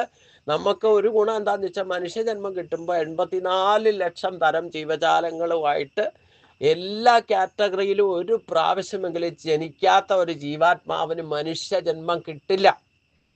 ആദ്യം നമ്മൾ സസ്യലതാദികളായിട്ടും വേർപ്പിൽ നിന്നുണ്ടാകുന്ന 21 ലക്ഷം കാറ്റഗറീസാ എന്താ പറയുക, ചെറു പ്രാണികളായിട്ട് നമ്മുടെ വേർപ്പിൽ നിന്നും ഉണ്ടാകുന്ന ജീവികൾ വരെ അതിൽപ്പെടുന്നർത്ഥം. അപ്പോൾ മറ്റ് ജീവജാലങ്ങളുടെ വേർപ്പിൽ ബാഷ്പീകരണത്തിലൂടെ ഉണ്ടാകുന്ന ജീവജാലങ്ങളുണ്ട്. പൊട്ടിമുളയ്ക്കുന്ന അല്ലെ സസ്യലതാദികൾ ചെറിയ പ്രാണികൾ അതിൻ്റെ വേർപ്പിൽ നിന്നുണ്ടാകുന്നുണ്ട്. മറ്റു മൃഗങ്ങളെ നോക്കാം, പട്ടിയിലും പൂച്ചയിലും ഒക്കെ നോക്കിയാൽ അതിലൊക്കെ ചെറിയ പ്രാണികൾ ഉണ്ടാകുന്നത് കാണാം. അതിൻ്റെ ബാഷ്പീകരണം അങ്ങനെ ഒരു 21 ലക്ഷം കാറ്റഗറി ഉണ്ടെന്നാണ് ഈ ലോകത്ത് മുഴുവൻ. അപ്പം അതിലെ ഒരു പ്രാവശ്യമെങ്കിലും ഈ ഒരു ജീവിയായിട്ട് ജനിക്കാത്ത ഒരാൾക്ക് മനുഷ്യജന്മം കിട്ടില്ല. പിന്നെ 21 ലക്ഷം പൊട്ടിമുളയ്ക്കുന്ന സസ്യലതാദികൾ 21 ലക്ഷം കാറ്റഗറീസ് ഉണ്ട് ലോകത്ത്. അതാണ് സസ്യലതാദികൾ പറയുന്നത്. അപ്പോൾ അതിലും ഒരു പ്രാവശ്യമെങ്കിലും ജന്മം എടുക്കാത്ത ആൾക്ക് മനുഷ്യജന്മം കിട്ടില്ല. അപ്പൊ നമുക്ക് എല്ലാത്തിൻ്റെ ജന്മവാസന ഉണ്ടാവുന്ന അർത്ഥം. മനസ്സിലായില്ലേ? പിന്നെ മുട്ടയിൽ നിന്ന് വിരിയുന്ന മത്സ്യങ്ങൾ തൊട്ട് മുട്ടയിൽ നിന്ന് വിരിയുന്ന കൊതുക്, ഇങ്ങനെ ആ കാറ്റഗറി വരുന്ന 21 ലക്ഷം കാറ്റഗറീസ് ഉണ്ട്. അതിലും ജന്മം എടുത്തിട്ട് പക്വത വരുമ്പോഴാണ് മനുഷ്യജന്മം കിട്ടുക. പിന്നെ പ്രസവിച്ചുണ്ടാകുന്ന ജീവികൾ മനുഷ്യൻ മാത്രമല്ലല്ലോ, മറ്റ് ജീവജാലങ്ങളും ഉണ്ട് അല്ലേ? അപ്പോൾ അതിലും കാറ്റഗറൈസ് ചെയ്ത് ആ മുട്ടയിൽ നിന്ന് വരുന്ന ജീവികളായിട്ടും ഇല്ലെങ്കിൽ പ്രസവിക്കുന്ന ജീവികളായിട്ടും ജനിച്ച് അതിലും അപ്ഗ്രേഡേഷൻ കിട്ടുമ്പോഴാണ് നമുക്ക് ദൈവിക സമ്പത്തും 50% ഈക്വലൈസ് ചെയ്ത് നിൽക്കും. അപ്പം നമ്മൾ ഈ പറയുന്ന 84 ലക്ഷം തരം ജീവജാലങ്ങളിൽ എല്ലാത്തിൻ്റെയും DNA ഒരു മനുഷ്യജന്മം കിട്ടുമ്പം നമ്മുടെ കയ്യിലുണ്ടാവും ആസുരി സമ്പത്തിൻ്റെ കൂടെ. അത് ആസുരി സമ്പത്തായിട്ട് നിൽക്കൂ. ആസുരി സമ്പത്ത് എന്ന് പറഞ്ഞാൽ നമ്മൾ ശരീരം പോലും ആസുരി സമ്പത്ത് ഉണ്ടായിട്ട് എന്ത് നശിക്കുന്നോ അതൊക്കെ ആസുരി സമ്പത്താണ്. എന്നാൽ അതിൽ 50% ദൈവീയ സമ്പത്തുണ്ട്. ഈ ജീവജാലങ്ങളായിട്ട് ജനിക്കുമ്പോഴും നേച്ചറും കൾച്ചറുമാണ് അവരുടെ ഈ പ്രോസസ്സ് പരിണാമങ്ങൾക്ക് വിധേയമാകുന്നത്. പക്ഷെ മനുഷ്യനൊഴിച്ച് മറ്റ് ജീവജാലങ്ങളെല്ലാം ഓട്ടോമാറ്റിക് പ്രോസസ്സിൽ അവരുടെ നേച്ചറും കൾച്ചറും അനുസരിച്ച് മാത്രമേ അവർക്ക് ജീവിച്ച് ആ ശരീരം ത്യജിച്ച് അടുത്ത പ്രോസസ്സിലേക്ക് പോകാൻ പറ്റും. മനുഷ്യന് മാത്രമാണ് ഇത് വിശേഷ ബുദ്ധി കൊണ്ട് നമ്മൾ ഏത് തരത്തിൽ എന്തിനോട് അറ്റാച്ച്മെന്റ് ഉണ്ടാക്കുന്നോ, എന്തിനോട് മമത ഉണ്ടാക്കുന്നോ, എന്ത് വാസനാബലം ഉണ്ടാക്കുന്നോ, നമ്മുടെ ഓപ്ഷൻ അനുസരിച്ചുകൊണ്ട് നമുക്ക് അടുത്ത അപ്ഗ്രേഡേഷൻ കിട്ടും. മനുഷ്യനായിട്ട് ജനിച്ചാൽ 3 ഓപ്ഷൻ ഉണ്ട്. ഒന്ന്, നമുക്ക് കിട്ടിയിരിക്കുന്ന ദൈവിക സമ്പത്തിനെ പോഷിപ്പിച്ചാൽ ദേവനായിട്ട് വരെ ജനിക്കാം, ഗന്ധർവനായിട്ട് ജനിക്കാം, അപ്സര സ്ത്രീകളായിട്ട് ജനിക്കാം, ഇല്ലെങ്കിൽ ഭഗവാന്റെ ഏറ്റവും പാർഷദന്മാരായിട്ട് ജനിക്കാം. അത് ഈ സ്വാത്വിക ഭാവം വർദ്ധിച്ചാൽ നിങ്ങൾ ഉയർന്ന നിലയിലേക്ക് പോകും. മനുഷ്യജന്മത്തിൽ തന്നെ ദേവകിന്റെ കാറ്റഗറിയിലേക്ക് വരെ എത്തും. ഈ തൽസ്ഥിതിയും രജോ ഗുണത്തിലാണ് നിൽക്കുന്ന മനുഷ്യന്റെ ജന്മത്തിൽ വലിയ ബാലൻസ് ഒന്നും തെറ്റിക്കാതെ ദൈവീയ സമ്പത്തും ആസുരി സമ്പത്തും ബാലൻസ് ചെയ്തു പോയാൽ മനുഷ്യ ജന്മത്തിൽ തന്നെ നിൽക്കും. വീണ്ടും വീണ്ടും ഇങ്ങനെ മനുഷ്യ ജന്മത്തിൽ വന്നുകൊണ്ടിരിക്കും. പിന്നെ അധപ്പതിച്ചാലോ, മൂഢയോനികൾ ജനിക്കാന്ന് പറഞ്ഞാൽ ഈ പക്ഷി മൃഗാദികളൊക്കെ സെൻസ് കൂടിയിട്ടുണ്ട്, അതിനോട് അറ്റാച്ച്മെന്റ് വയ്ക്കോ മമത വയ്ക്കോ ഒക്കെ ചെയ്ത് കഴിഞ്ഞാൽ ചിലപ്പം ഭരത മഹർഷി മാനായിട്ട് ജനിച്ച പോലെ ഒക്കെ വരും. മനസ്സിലായില്ല? എന്തിനോട് അറ്റാച്ച്മെന്റ് ലിമിറ്റ് കൂടുതലും മരിക്കുന്ന ഉണ്ടാക്കുന്നു, അതായിട്ട് ജനിക്കും. പിന്നെ മനുഷ്യനായിട്ട് ജനിച്ച രജോ ഗുണത്തിൽ തന്നെ മനുഷ്യനായിട്ട് റിപ്പീറ്റ് ചെയ്ത് ജനിക്കുമ്പം പലതരത്തിലും അതിലും കോൺസിക്വൻസസ് ഉണ്ടാവും. ഈ പലതരത്തിലുള്ള ക്ലേശങ്ങൾ ഉണ്ടാവുന്നത് ഏതൊക്കെ തരത്തിലാണെന്ന് പറഞ്ഞു. ഈ ശരീര സംബന്ധം വന്നാലേ നിങ്ങൾക്ക് കിട്ടിയിരിക്കുന്ന ഈശ്വര ശക്തി ശരീരത്തിലെ 100% 72,72,10,10,201 നാഡികളും ഈശ്വര ശക്തിയാണ് സജീവമായിട്ട് പ്രവർത്തിക്കുക. അതിൽ ഈ ഭഗവാൻ പറയാത്ത ചില കാര്യങ്ങൾ ഭാഗവതമായിട്ട് കണക്ട് ചെയ്ത് ഞാൻ പറയാം. 72,72,10,201 നാഡികളെന്ന് പറഞ്ഞാൽ അത് നമ്മുടെ ഓരോ രോമകൂപങ്ങളും ഓരോ കോശങ്ങളും കണക്കിൽ വരുന്ന അർത്ഥം. അത് ഓട്ടോമാറ്റിക് പ്രോസസ്സിൽ അത് ചേഞ്ച് നടന്നുകൊണ്ടിരിക്കും. അതിൽ ഏറ്റവും ഇമ്പോർട്ടൻ്റ് ആയിട്ടുള്ള നാഡികളാണ് 72,000. ഇത് ഉത്തരഗീത ക്ലിയർ ആയിട്ട് എനിക്ക് ഇതെവിടെയാണ് ഇതിൻ്റെ റെഫറൻസ് എവിടെയാണെന്ന് എനിക്ക് കിട്ടിയിട്ടില്ലായിരുന്നു. അത് ഉത്തരഗീത വായിക്കുമ്പോൾ കിട്ടി. ഭഗവാൻ തന്നെ പറയുന്നുണ്ട് 72,000 നാഡികളെ പറ്റി പറയുന്നുണ്ട്. അതിൽ ഏറ്റവും ഇമ്പോർട്ടൻ്റ് ആണ് 16,108 നാഡികളെ ഭഗവാന്റെ ധർമ്മപത്നികരായിട്ട് സ്വീകരിച്ചത്. അത് പ്രകൃതിയാണ് കാണിക്കുന്നത്. പ്രകൃതി സ്വരൂപിണിയായിരിക്കുന്ന നമ്മുടെ ശരീരത്തിലെ ബന്ധത്തെയാണ് ഭഗവാന്റെ പുരുഷന്റെ പത്നിമാരായിട്ട് കാണിക്കുന്നത്. അതാണ് 16,108. അത് ചിലപ്പോൾ അസുരന്മാരൊക്കെ തട്ടിക്കൊണ്ട് പോയിരുന്നിരിക്കും. എന്നിട്ട് നമ്മൾ ആസുരി 11 ഇന്ദ്രിയങ്ങൾക്ക് അടിമയായിട്ട് ജീവിക്കും, നമ്മളെ പൂട്ടിക്കെട്ടി വയ്ക്കും. അതും ഭഗവാനെ ആര് പ്രാർത്ഥിക്കുന്നു? ഈ 11 ഈ അസുരൻ ഭസ്മാസുരന്റെ അല്ലെങ്കിൽ താരകാസുരൻ ഏതോ ഒരു അസുരൻ എന്തായാലും ഇവരെയൊക്കെ കൊണ്ടുപോയി ജയിലിൽ അടച്ചിട്ട് സ്ത്രീകളെയൊക്കെ പീഡിപ്പിച്ചിരിക്കുമ്പം അവരുടെ പ്രാർത്ഥന മെസ്സേജ് ഗുരുവായൂരപ്പൻ്റെ ശ്രീകൃഷ്ണൻ്റെ അടുത്ത് എത്തിയിട്ടാണ് അവരെ രക്ഷിക്കാൻ പോകുന്നത്. അപ്പം എപ്പോഴാണോ ദൈവിക സമ്പത്ത് നമ്മൾ ഈശ്വരനെ ആശ്രയിക്കുന്നത് അപ്പോൾ ഭഗവാൻ രക്ഷിക്കാൻ വരും. അപ്പം ഈ 16,108 സ്ത്രീ സങ്കല്പത്തിൽ അവരെ കാരാഗ്രഹത്തിൽ നിന്നും ഈ അസുരനിൽ നിന്ന് രക്ഷപ്പെടുത്തിയിട്ട് ഭഗവാൻ ആദ്യം ചെയ്ത എന്താ? നിങ്ങളെ ഇഷ്ടം പോലെ പൊക്കോളാൻ പറഞ്ഞു. നിങ്ങൾ എവിടെയാന്ന് വെച്ച് കഴിഞ്ഞാൽ അവരവരുടെ വീടുകളിൽ പൊക്കോളാൻ പറഞ്ഞപ്പോൾ ഇവർ പറഞ്ഞു, ഞങ്ങൾ ഈ ആസുരി സമ്പത്തോട് ഈ മറ്റൊരാളുടെ അണ്ടറിൽ കാരാഗ്രഹത്തിലൊക്കെ കിടന്നിട്ട് ചെന്ന് കഴിഞ്ഞാൽ ഞങ്ങളെ ആരും സ്വീകരിക്കില്ല. അപ്പം ഞങ്ങളുടെ ഗതി എന്താവും? അപ്പോഴാണ് ഭഗവാൻ അതിനൊരു പരിഹാരം ചെയ്തതാണ് ഇവരെയൊക്കെ ധർമ്മമതീയരായിട്ട് സ്വീകരിച്ചു. നമുക്കിപ്പോൾ പീഡിപ്പിക്കപ്പെട്ട ഒരു പെൺകുട്ടിയെ നിന്നും ശ്രദ്ധിച്ചാൽ അറിയാം. വിവാദങ്ങളിൽ പെട്ട് മീഡിയക്കാരും അവരും ഒക്കെ പേര് പറയുന്നൊക്കെ പറഞ്ഞാലും ഇവരുടെ ജീവിതം അധോഗതിയാണ്. പുരുഷന്മാർക്കൊന്നും ഒരു പ്രശ്നമല്ല. സ്ത്രീകൾക്ക് പേരുദോഷം വന്നു കഴിഞ്ഞാൽ പിന്നെ അത് സമൂഹത്തിൽ ആരും അംഗീകരിക്കില്ല. ഒരു പീഡിപ്പിച്ച പെൺകുട്ടി ആരാ സ്വീകരിക്കുക? പീഡിപ്പിക്കപ്പെട്ട ആളെ ദാസികളല്ലേ. അപ്പൊ അതുകൊണ്ട് ഭഗവാൻ അവരെയൊക്കെ ഏറ്റവും വലിയ സോഷ്യലിസം നടപ്പാക്കിയ ആള് ഭഗവാനാണ്. ഈ 16,108 പേരെ 16,100 8 പേര് ധർമ്മഭക്തിയാരെ നേരത്തെ വിവാഹം കഴിച്ചു, ഔദ്യോഗികമായിട്ട് വിവാഹം കഴിച്ചു. ഈ 16,100 പേരെയാണ്. അതിൽ കണക്കിൽ നമുക്ക് ഡിസ്പ്യൂട്ടൊക്കെ ഉണ്ട്. ചിലർ 16,000 എന്ന് പറയും, ചിലർ 16,100. എന്തായാലും ഇത് ഇമ്പോർട്ടൻ്റ് നാഡികളാണ് 16,108 നാഡികൾ. അവരെ അംഗീകരിച്ച് ധർമ്മപത്യരായിട്ട് ഭഗവാൻ സ്വീകരിച്ചു. ഇനി ഈ 16,108 ഏറ്റവും ഇമ്പോർട്ടൻ്റ് നാഡികളാണ് അഷ്ടനാഡികൾ. അതാണ് ഭഗവാന്റെ അഷ്ടഭഗ്നിമാരായിട്ട് നിൽക്കുക. അതേ തത്വമാണ് ഇവിടെ ഭൂമിരാപോ അനലോ വായു ഖം മനോ ബുദ്ധിരേവജ എന്ന് പറഞ്ഞ 8 തത്വങ്ങളെ കൊണ്ടാണ് നിങ്ങളുടെ ശരീരത്തെ ഞാൻ ബന്ധിച്ച് നിർത്തിയിരിക്കുന്ന ജീവനുമായിട്ട്, ഭഗവാന്റെ ശക്തിയായിട്ട് ചേർത്ത് വെച്ചിരിക്കുന്നത് പറഞ്ഞു. അപ്പോൾ അഷ്ടഭക്തിമാരാണ് ഏറ്റവും ഇമ്പോർട്ടൻ്റ്. അതിലും ഇമ്പോർട്ടൻ്റ് ആണ് 2 നാഡികൾ. അതാണ് ഇട പിങ്കള നാഡിയായിട്ട് സ്ഥാനത്ത് നിൽക്കുന്നതാണ് എന്ന് പറഞ്ഞേ നമ്മുടെ രുക്മിണി ദേവിയും സത്യഭാമയും. ഒന്ന് അഹംബോധം ഉണ്ടാക്കും, ഒന്ന് പ്രകർഷയുടെ ഭക്തിയുടെയും ഒന്ന് പ്രത്യക്ഷ ഭക്തിയുടെയും പ്രകടമായ. അതായത് പ്രകൃതിക്ക് തന്നെ 2 ഭാവത്തെ കാണിക്കാണ്. പ്രകൃതിയുടെ ഒന്ന് ഞാൻ പറഞ്ഞു, പ്രകൃതി എന്നൊരു വാക്കിന് തന്നെ 2 അർത്ഥമുണ്ട്. ഒന്ന് പ്രത്യക്ഷേണ കൃതം പ്രകൃതി, പ്രകർഷേണ കൃതം പ്രകൃതി. ഇത് പ്രത്യക്ഷകൃതമാണ് സത്യഭാമ. അതാണ് നമ്മുടെ ശരീരത്തിൻ്റെ ഭാവത്തിൽ. അത് വന്നാൽ ആദ്യം അഹംബോധം, മനസ്സും ബുദ്ധിയും അഹങ്കാരം നമുക്ക് അവ്യക്തമാണെങ്കിൽ പോലും അവരിൽ നമുക്ക് പ്രത്യക്ഷമായിട്ട് നമ്മളെ ഞാൻ ഇതൊക്കെയാണെന്ന് പറയുന്ന ഞാൻ എന്ന ബോധമാണ് അഹംബോധം. അത് അഹങ്കാരത്തെ സൃഷ്ടിക്കും. അഹങ്കാരത്തിൻ്റെ മൂർത്തിമത് ഭാവമായിരുന്നു സത്യഭാവം. അത് മറ്റേ പ്രകർഷേണ ഭക്തിയുടെ ആർക്കും സത്യഭാമ എന്താ ഭഗവാനെ പൂജിക്കുന്നത്, ആ പുരുഷൻ എന്താണെന്ന് അറിഞ്ഞിട്ട് ഈശ്വരനെ ആ ദൈവിക സമ്പത്തിനെ പോഷിപ്പിക്കാൻ വേണ്ടിയിട്ട് എന്തൊക്കെ സത്യഭാമ രുക്മിണി ദേവി ചെയ്തിരുന്നോ അത് ഭഗവാന് പോലും രഹസ്യമായിട്ടിരുന്നു എന്നർത്ഥം. കാരണം അത്രമാത്രം പ്രകർഷേണയാണ്. അത് അവ്യക്തമായിരിക്കുന്ന ഈശ്വരന്റെ ശക്തിയാണ്. പ്രകർഷേണ ജീവചൈതന്യത്തെയാണ് രുക്മിണി. അതാണ് ഇടപിങ്കള. സുഷുമ്ന നാഡിയിലാണ് ഭഗവാൻ ഇരിക്കുക. ഈ 2 ഇടയ പിങ്കളയാണ് ഞാനെന്ന ബോധവും എൻ്റെ എന്നുള്ള ബോധത്തിൽ 2 കുറ്റിയിൽ നമ്മൾ അടിച്ച് നിൽക്കുക. ഈ ഭഗവാന്റെ അടുത്തേക്ക് അടുക്കാൻ കേവലം 2 അങ്കുലത്തിൻ്റെ വ്യത്യാസമല്ല സുഷുമ്ന നാഡി നിൽക്കുക.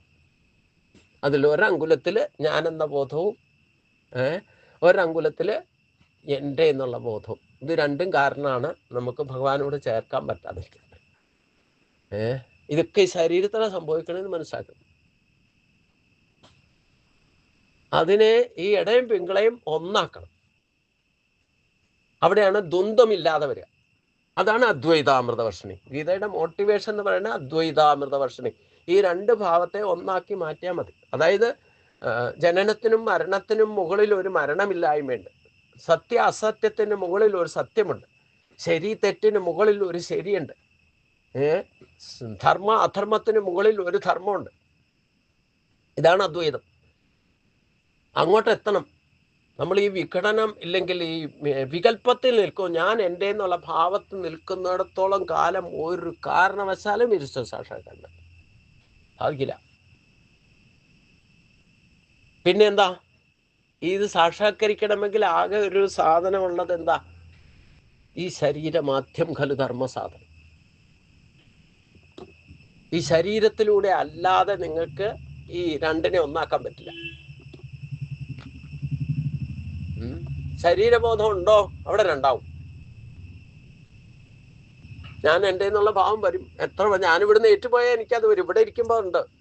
പുറത്തേക്ക് ഇറങ്ങിയാൽ പിന്നെ ഞാൻ എൻ്റെ അല്ലേ, എന്ത് കാര്യത്തിനും ഞാൻ എൻ്റെ എന്ന് പറയാതിരിക്കുന്ന പ്രശ്നം. എന്നാൽ ഈ ഞാനിന് മാത്രം ഒരു വ്യത്യാസമുണ്ട്. എൻ്റെ എന്നുള്ളത് വിട്ടാൽ തന്നെ നിങ്ങൾക്ക് പിന്നെ ഞാൻ മാത്രമേ ഉണ്ടാവുള്ളൂ. ഈ 3 കാലത്തെ 3 വിഷയത്തെ പറ്റി നമ്മൾ സംസാരിച്ചാലും ഇന്നലത്തെ കാര്യം പറയുമ്പോൾ, ഇന്നത്തെ കാര്യം പറയുമ്പോൾ, നാളത്തെ കാര്യം പറയുമ്പോൾ ഈ ഞാനായിരിക്കും മുഖ്യമായിട്ട് നിൽക്കുക അല്ലേ. ഈ ജ്ഞാനത്തെ ജ്ഞാനമാക്കി പരിണമിക്കണം. എന്ത് ജ്ഞാനമാകണം? ആത്മജ്ഞാനമാക്കി മാറ്റണം. അപ്പം പിന്നെ ഞാനെന്ന ബോധം നിൽക്കുന്നത് ആ ഈശ്വരൻ്റെ ചൈതന്യം എൻ്റെ ശരീരത്തുള്ളത് കൊണ്ടാണ് എന്നുള്ള ബോധത്തിൽ ഉറയ്ക്കണം. അത് മാത്രമേ ഉള്ളൂ. നിങ്ങൾക്ക് ആ ബോധം ഇല്ലെങ്കിൽ നിങ്ങളും ഇല്ല, ഈ കാണുന്നതൊന്നുമില്ല. എൻ്റെ മുമ്പിലിരിക്കുന്നത് ഒരു വസ്തുവില്ല. ഇതൊക്കെ ഉണ്ടെന്ന് തോന്നുന്നത് എന്താ? എന്നിലെ ഞാനുള്ളത് കൊണ്ടാണ്.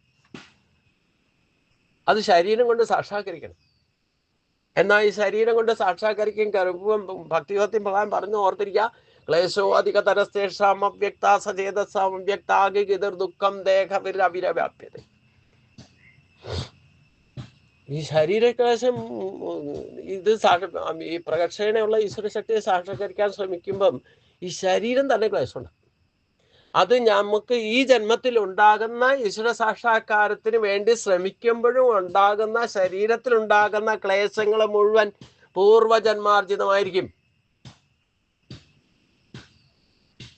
നിങ്ങൾ ഈ ജന്മത്തിൽ ചെയ്യുന്ന, ഈ ശരീരം കൊണ്ട് ചെയ്യുന്ന ശുഭകാര്യങ്ങളുടെയൊക്കെ ഫലം, ഇല്ലെങ്കിൽ അന്യായ കാര്യങ്ങളോ അധർമ്മം ചെയ്താലും വേണ്ടില്ല, ഇതിന്റെ ഫലം നിങ്ങൾക്ക് അടുത്ത ജന്മത്തിലെ ക്ലേശമായിട്ട് വരിക.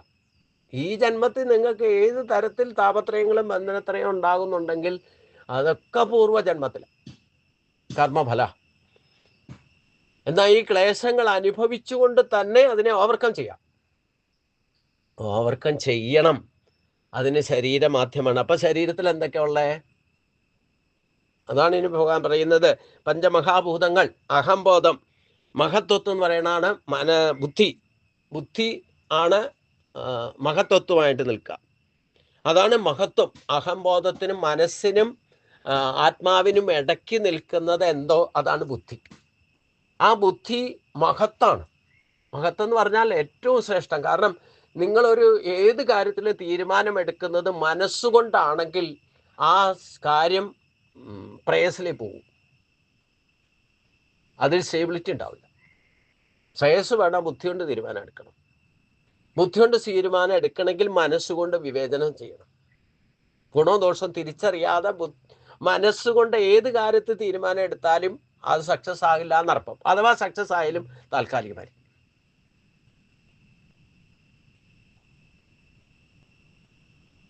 നമ്മളെ ഇപ്പോൾ ഒരു കാര്യം തീരുമാനിച്ചിട്ട് പോകുമ്പോൾ വേറൊരാളെ എന്തെങ്കിലും അഭിപ്രായം പറഞ്ഞാൽ നമ്മൾ ആ തീരുമാനിച്ച കാര്യത്തിൽ മാറ്റം വരുത്തിയാൽ അവിടെ മനസ്സാ പ്രവർത്തിക്കുന്നതെന്നർത്ഥം. ബുദ്ധി തീരുമാനിച്ചാൽ ആര് പറഞ്ഞാലും മാറ്റില്ല, ദൈവം പറഞ്ഞാലും മാറ്റില്ല. അതാണ് ബുദ്ധിക്ക് മഹത്വം കൊടുത്തിരിക്കുന്നത്. അത് വെറുതെ ബുദ്ധിയല്ല, മേധാബുദ്ധി. അതാണ് സൂര്യബുദ്ധി. അതുകൊണ്ട് ആ ഗായത്രി മന്ത്രം ജപിച്ചാൽ ധിയോ യോ ന പ്രചോദയാത് പറയണേ. ആ സൂര്യബുദ്ധിയിലേക്ക് എത്തിക്കണം. സൂര്യബുദ്ധി ഉണ്ടെങ്കിൽ, ഞാൻ പറഞ്ഞു, ഈ സൂര്യനും ഇപ്പൊ കഴിഞ്ഞ ദിവസം ഞാൻ ശ്രീകൃഷ്ണാചാര്യ ഞാൻ പറഞ്ഞതാ, ഇന്ന് രാവിലെയും പറഞ്ഞു, ഈ സൂര്യൻ 8 മാസത്തോളം തൻ്റെ ശക്തി കൊണ്ടാണ് ഈ പ്രപഞ്ചത്തിലുള്ള സകലത്തിലുള്ള ജലാംശത്തെ തന്നിലേക്ക് വലിച്ചെടുക്കുക. ബാഷ്പീകരണം നടത്തിയിട്ട് അത് മേഘമായിട്ട് സൃഷ്ടിച്ച് സംഭരിച്ചു വെക്കുക. പക്ഷേ ആ മേഘങ്ങൾ തന്നെ സൂര്യന്റെ ശക്തിയെ മറിച്ചു കളയും. ഇപ്പൊ സൂര്യൻ മറിഞ്ഞിരിക്കുക ഇല്ലേ? താൻ തന്നെ സൃഷ്ടിച്ചതാ, താൻ തന്നെ ശേഖരിച്ചു വെച്ചതാ. ആ ശക്തി തന്നെ അവനവന്റെ ശക്തിയെ തന്നെ മറിച്ചു കളഞ്ഞിരിക്കുക. ഇനി അത് മാറ്റണമെന്നുണ്ടെങ്കിൽ വേറെ ഒരു ശക്തിയുടെ സഹായമില്ലാതെ മാറ്റാൻ പറ്റില്ല. അതിനാണ് വായു സഹായിക്കാൻ പോകുന്നത്. ഇതാണ് പരസ്പരം ഭാവേന്ത. വായു വന്ന് കാറ്റടിച്ച് ഈ മേഘങ്ങളെ അവിടുന്ന് അടിച്ചു മാറ്റും. എന്നിട്ട് എവിടെയെങ്കിലും കൊണ്ടുപോയിട്ട് എവിടെയെങ്കിലും പോയി തട്ടിയാൽ അത് ജലമായിട്ട് വരും.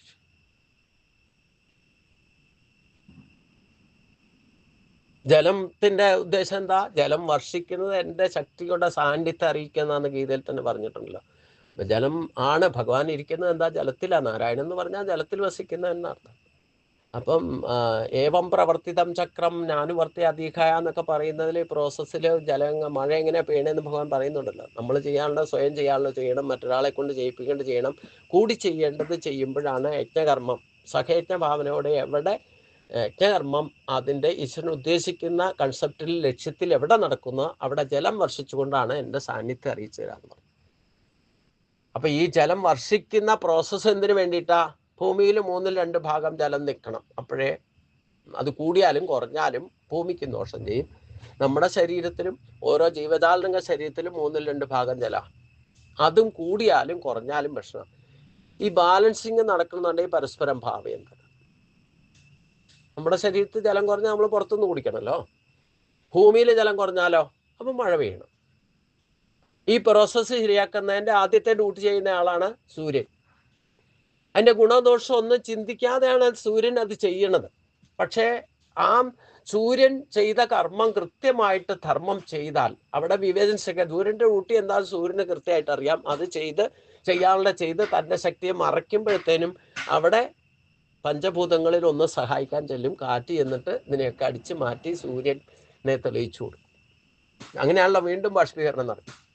അപ്പൊ ഈ എല്ലാ കാര്യങ്ങളിലും പരസ്പരം ഭാവയന്താകുന്ന ഒരു സിസ്റ്റം ഭഗവാൻ ഫീഡ് ചെയ്ത് വെച്ചിട്ടുണ്ട്. ഇതൊരിക്കലും നമ്മുടെ ഭൗതിക നിയമങ്ങളെ കൊണ്ടോ ഇല്ലെങ്കിൽ പാർലമെന്റോ രാഷ്ട്രപതിയോ ആരും ശ്രമിച്ചാലും ഇതിലൊന്നും യാതൊരു ഭഗവാൻ ചെയ്യാനുള്ള സിസ്റ്റം ഫീഡ് ചെയ്ത് വെച്ചിട്ട് ചിരിച്ചുകൊണ്ട് മൂപ്പര് നിർഗുണ പരപരമായിട്ടിരിക്കുക. എന്നാൽ ഇതിൽ ആരെങ്കിലും ഭഗവാന്റെ പ്രോസസ്സിന് തടസ്സം ഉണ്ടാക്കിയോ അത് അധർമ്മാവും. അധർമ്മം മനുഷ്യനാ ചെയ്യാം. മറ്റ് ജീവജാലങ്ങളൊക്കെ അവരുടെ ഡ്യൂട്ടിയൊക്കെ കൃത്യമായിട്ട് ചെയ്യുന്നുണ്ട്. സൂര്യചന്ദ്രാദി നക്ഷത്ര ഗോളങ്ങളും ഒക്കെ കൃത്യമായിട്ട് അതിൻ്റെ ഡ്യൂട്ടി ചെയ്യുന്നുണ്ട്. അതിലൊന്നും വീഴ്ച വരാൻ പോവില്ല. അവരുടെ കർമ്മത്തെ പോലും തടസ്സപ്പെടുത്തുന്നതാരാ? ഈ വിശേഷ ബുദ്ധികളും മനുഷ്യൻ മാത്രം. എന്നാൽ മനുഷ്യനിലൂടെയാണ് ഈശ്വരപ്രാപ്തി സാധ്യമാകുക. പ്രകൃതിയെ വിരുദ്ധമാക്കുന്നതാരാ? മനുഷ്യൻ തന്നെയാണ്. ആ മനുഷ്യനുള്ള അല്ലാതെ ഈശ്വര പ്രാപ്തിയും സത്യമല്ല. അപ്പൊ മനുഷ്യ ശരീരത്തിന് പ്രാധാന്യം കൊടുത്തുകൊണ്ട് ഭഗവാൻ ഇവിടെ പറയാൻ കാരണം, ഈ മനുഷ്യനാണ് ശരിക്കും ഈശ്വരൻ നിശ്ചയിച്ച സഹയജ്ഞ ഭാവനയോടെ ആ ധർമ്മത്തെ പരിപാലനം നടത്താൻ ഡ്യൂട്ടി നിമിത്തമായിട്ട് മനുഷ്യനാണ് കൊടുത്തേക്കുന്നത്. അതുകൊണ്ട് ആ 10 വിധ സൃഷ്ടിയിൽ 9ാമത്തെ സൃഷ്ടി മനുഷ്യന് സ്ഥാനം കൊടുത്തിരിക്കുന്നത്.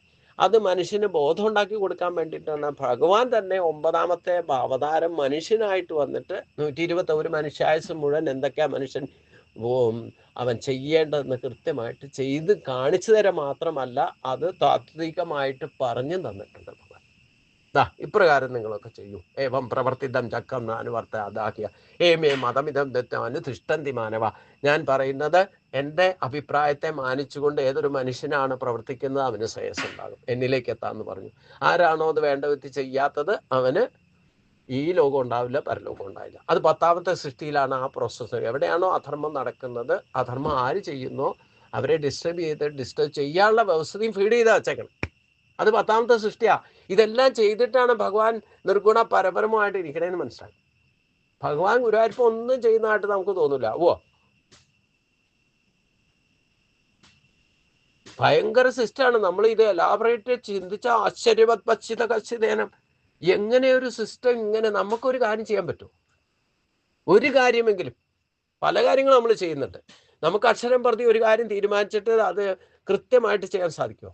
ഭഗവാൻ അതിനും പ്രോസസ്സ് പറഞ്ഞിട്ടുണ്ട്. 4ാം അധ്യായത്തെ അവതാരത്വം പറയുമ്പോൾ തന്നെ കർമ്മണോഖി വിബോധവ്യം ബോധവ്യം ച വികർമ്മണാഖ കർമ്മണസ് ബോധവ്യം ഗഗനാകർമ്മണോ ഗതി എന്ന് പറഞ്ഞിട്ടുണ്ട് അല്ലേ? ഈ ഒരു ശ്ലോകം വ്യാഖ്യാനിച്ചിട്ട് ദേവച്ചനെ വരെ ഞാൻ ഇരുത്തിയത് അല്ലേ? അതൊന്നുകൂടെ വ്യാഖ്യാനിക്കാൻ പറഞ്ഞ ഓർമ്മ ഉണ്ടോ? നിങ്ങളാ സാക്ഷിയായിട്ട് വന്നു.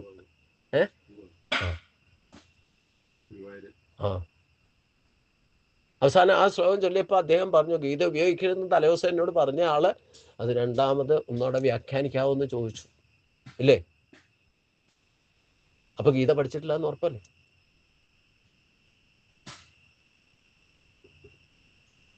ഭഗവാൻ ഇതും പറഞ്ഞു തന്നിട്ടുണ്ട്. എന്താ ചെയ്യണ്ടേ നമുക്ക് ഈ നിമിഷം? ഇപ്പൊ ഞാൻ പറഞ്ഞു, ഞാൻ ഇതേവരെ അങ്ങൂടെ വന്നുകൊണ്ട് പറയാം, ഞാൻ ഗുരുവായൂർ ഇത്രയധികം 100ഓളം സപ്താഹങ്ങൾ ഇവിടെ പൂർത്തീകരിച്ചു. ജൂൺ 20-ാം തീയതി വിശ്വരൂപം ഇവിടെ ഇരുന്ന് പറഞ്ഞതുപോലെ ഒരിടത്തും പറഞ്ഞിട്ടില്ല. ആ 3 ശ്ലോകം, പിന്നെ അർജുനന്റെ സ്തുതി 11 ശ്ലോകങ്ങൾ 11ാം അധ്യായത്തിൽ ഭഗവാൻ ആരാന്ന് പറയുന്നതുണ്ട്. ആ 3 ശ്ലോകങ്ങൾ ഇവിടെ ഇരുന്ന് പറഞ്ഞ പോലെ ഞാൻ ഒരിടത്തും വിശ്വരൂപം പറഞ്ഞിട്ടില്ല ഇന്ന് വരെ. എങ്ങനെ പറഞ്ഞതെന്ന് എനിക്കറിയില്ല. ഏറ്റവും ഇമ്പോർട്ടൻ്റ് ആണെന്ന് ഞാൻ എല്ലാവരോടും പറഞ്ഞിട്ടുണ്ട്. പിന്നെ 11 ശ്ലോകങ്ങൾ. അപ്പം അവിടെയാണ് ആ 3 ശ്ലോകങ്ങളിൽ ഭഗവാൻ ആരാന്ന് പറയുന്നുണ്ട്. അവിടെ പറയുന്ന ആദ്യം എന്താ? ഞാൻ കാലമാണ് അർജുന. അപ്പൊ കാലം എന്ന് പറഞ്ഞാൽ ഒരു നിമിഷം നഷ്ടപ്പെട്ടാൽ ഞാൻ കാലമാകുന്ന എല്ലാത്തിനെയും സംഹരിക്കാൻ വേണ്ടിയിട്ടാണ് ഈ കാലനായിട്ട് മാറുന്ന. എപ്പോഴാ നമുക്ക് ഒരു നിമിഷം ഈ നിമിഷം ചെയ്യേണ്ട കാര്യം ചെയ്തില്ലെങ്കിൽ ആ കാലനായിട്ട് മാറി. പാസ് ചെയ്ത കാലം തിരിച്ചെടുക്കാൻ പറ്റും. അപ്പൊ ഭഗവാൻ പറയുന്നത് എന്താ? ഞാൻ ഈ നിമിഷമാണ്, ഇവിടെ ഇപ്പം ഓൺലൈൻ ഞാനുണ്ട്, ലൈവായിട്ടുണ്ട്, അങ്ങോട്ടും ഇങ്ങോട്ടും പോയില്ല. അപ്പൊ കാലത്തെ നമുക്കൊരു നിമിഷം കിട്ടിയാൽ അത് ബോണസാണെന്നർത്ഥം.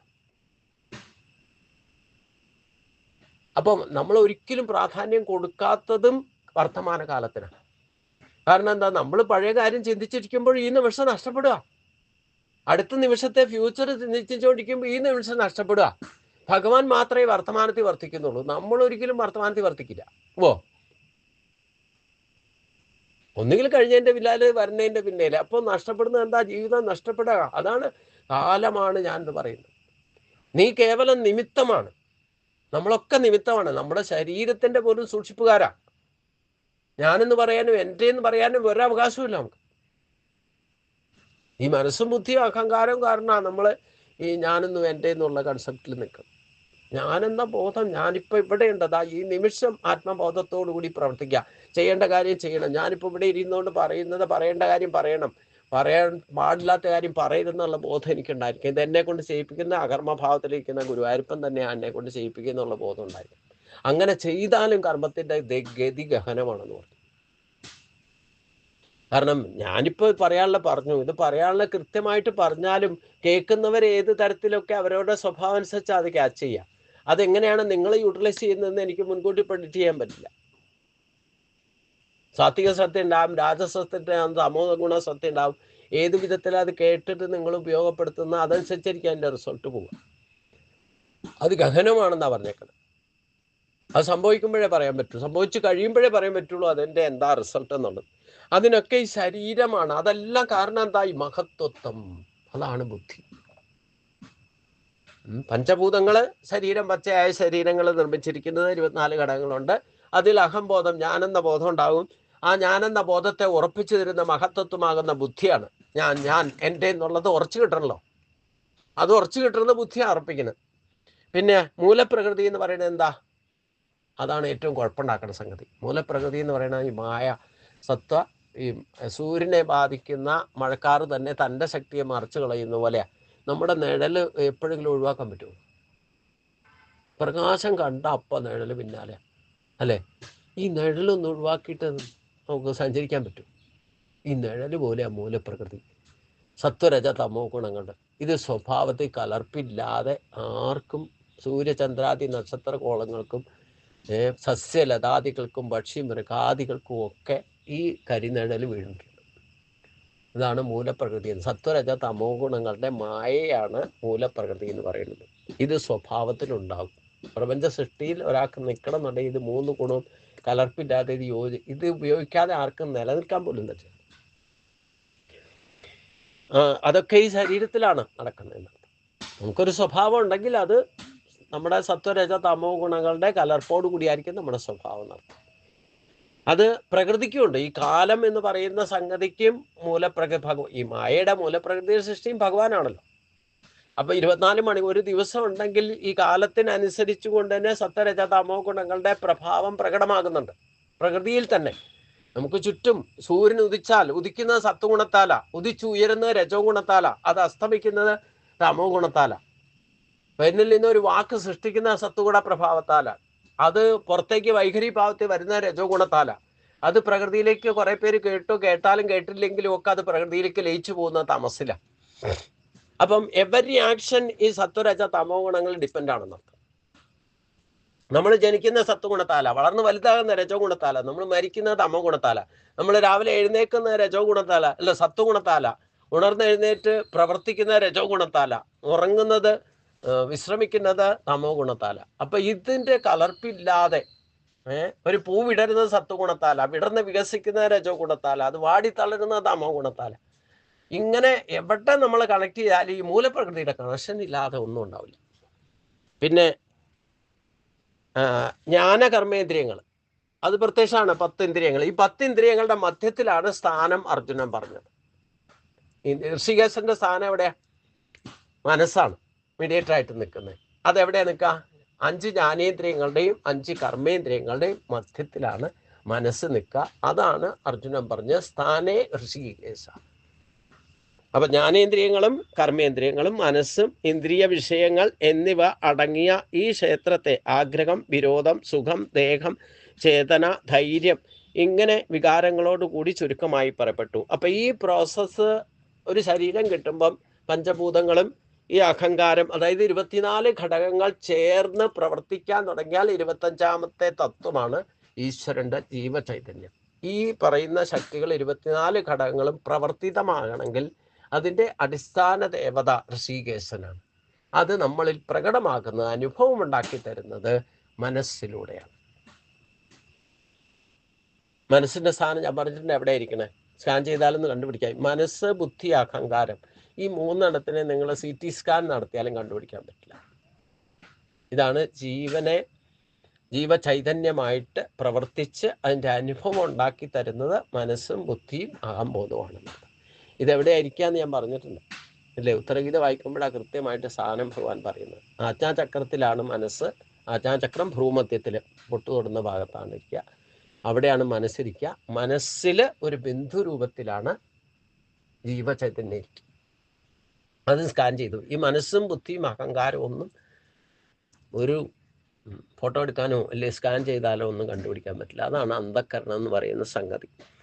അത് മറയ്ക്കപ്പെട്ടിരിക്കുന്നതോ, അത് യഥാർത്ഥ ശക്തിയെ മറയ്ക്കപ്പെട്ടിരിക്കുന്ന ഈ മൂലപ്രകൃതി കൊണ്ട്. ഈ മനസ്സ്, ബുദ്ധി, അഹങ്കാരം, അന്ധക്കരണം ആജ്ഞാചക്രത്തിലാണ് സ്ഥിതി ചെയ്യുന്നത്. അതിനെ മറച്ചിരിക്കുന്നത് മായയാകുന്ന കവചം മൂലപ്രകൃതി കൊണ്ട് മറയ്ക്കപ്പെട്ടിരിക്കുന്നു. ഈ മായയെ ജയിക്കണം എന്ന് ഭഗവാൻ തന്നെ ജയിക്കാൻ വലിയ പ്രശ്നമാണ് എന്ന് പറഞ്ഞു. ജയിക്കാൻ എളുപ്പമൊന്നും സാധിക്കില്ല, പക്ഷെ എന്നെ ശരണം പ്രാപിക്കുന്നതിന് സാധിക്കുന്നു. ആദ്യം സാധിക്കില്ല എന്ന് പറഞ്ഞു, പക്ഷെ സാധിക്കും കേട്ടോ. പക്ഷെ എന്ത് വേണം? എന്നെ ശരണം പ്രാപിക്കണം. അപ്പൊ മായയെ ജയിക്കണം.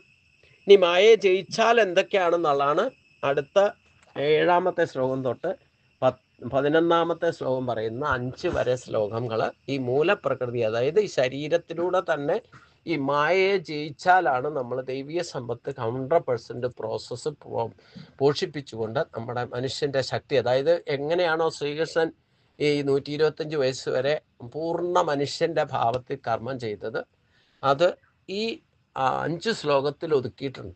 എല്ലാം കൂടെ എന്ത് ശക്തി കൊണ്ടാണ് ഞാൻ ഇത്രയും കാര്യങ്ങൾ ചെയ്തതെന്ന് കൃത്യമായിട്ട് കാര്യങ്ങൾ അതായത് പദക്രമം അനുസരിച്ചുകൊണ്ട് മഹത്തായ കർമ്മം ചെയ്യുന്നവൻ, മഹാകർമ്മൻ എന്നൊക്കെ സഹസ്രനാമത്തിൽ ഭഗവാന് പേരുണ്ടെങ്കിൽ ഈ മഹത്തായ കർമ്മത്തെ ചെയ്യുന്നവനാണ്.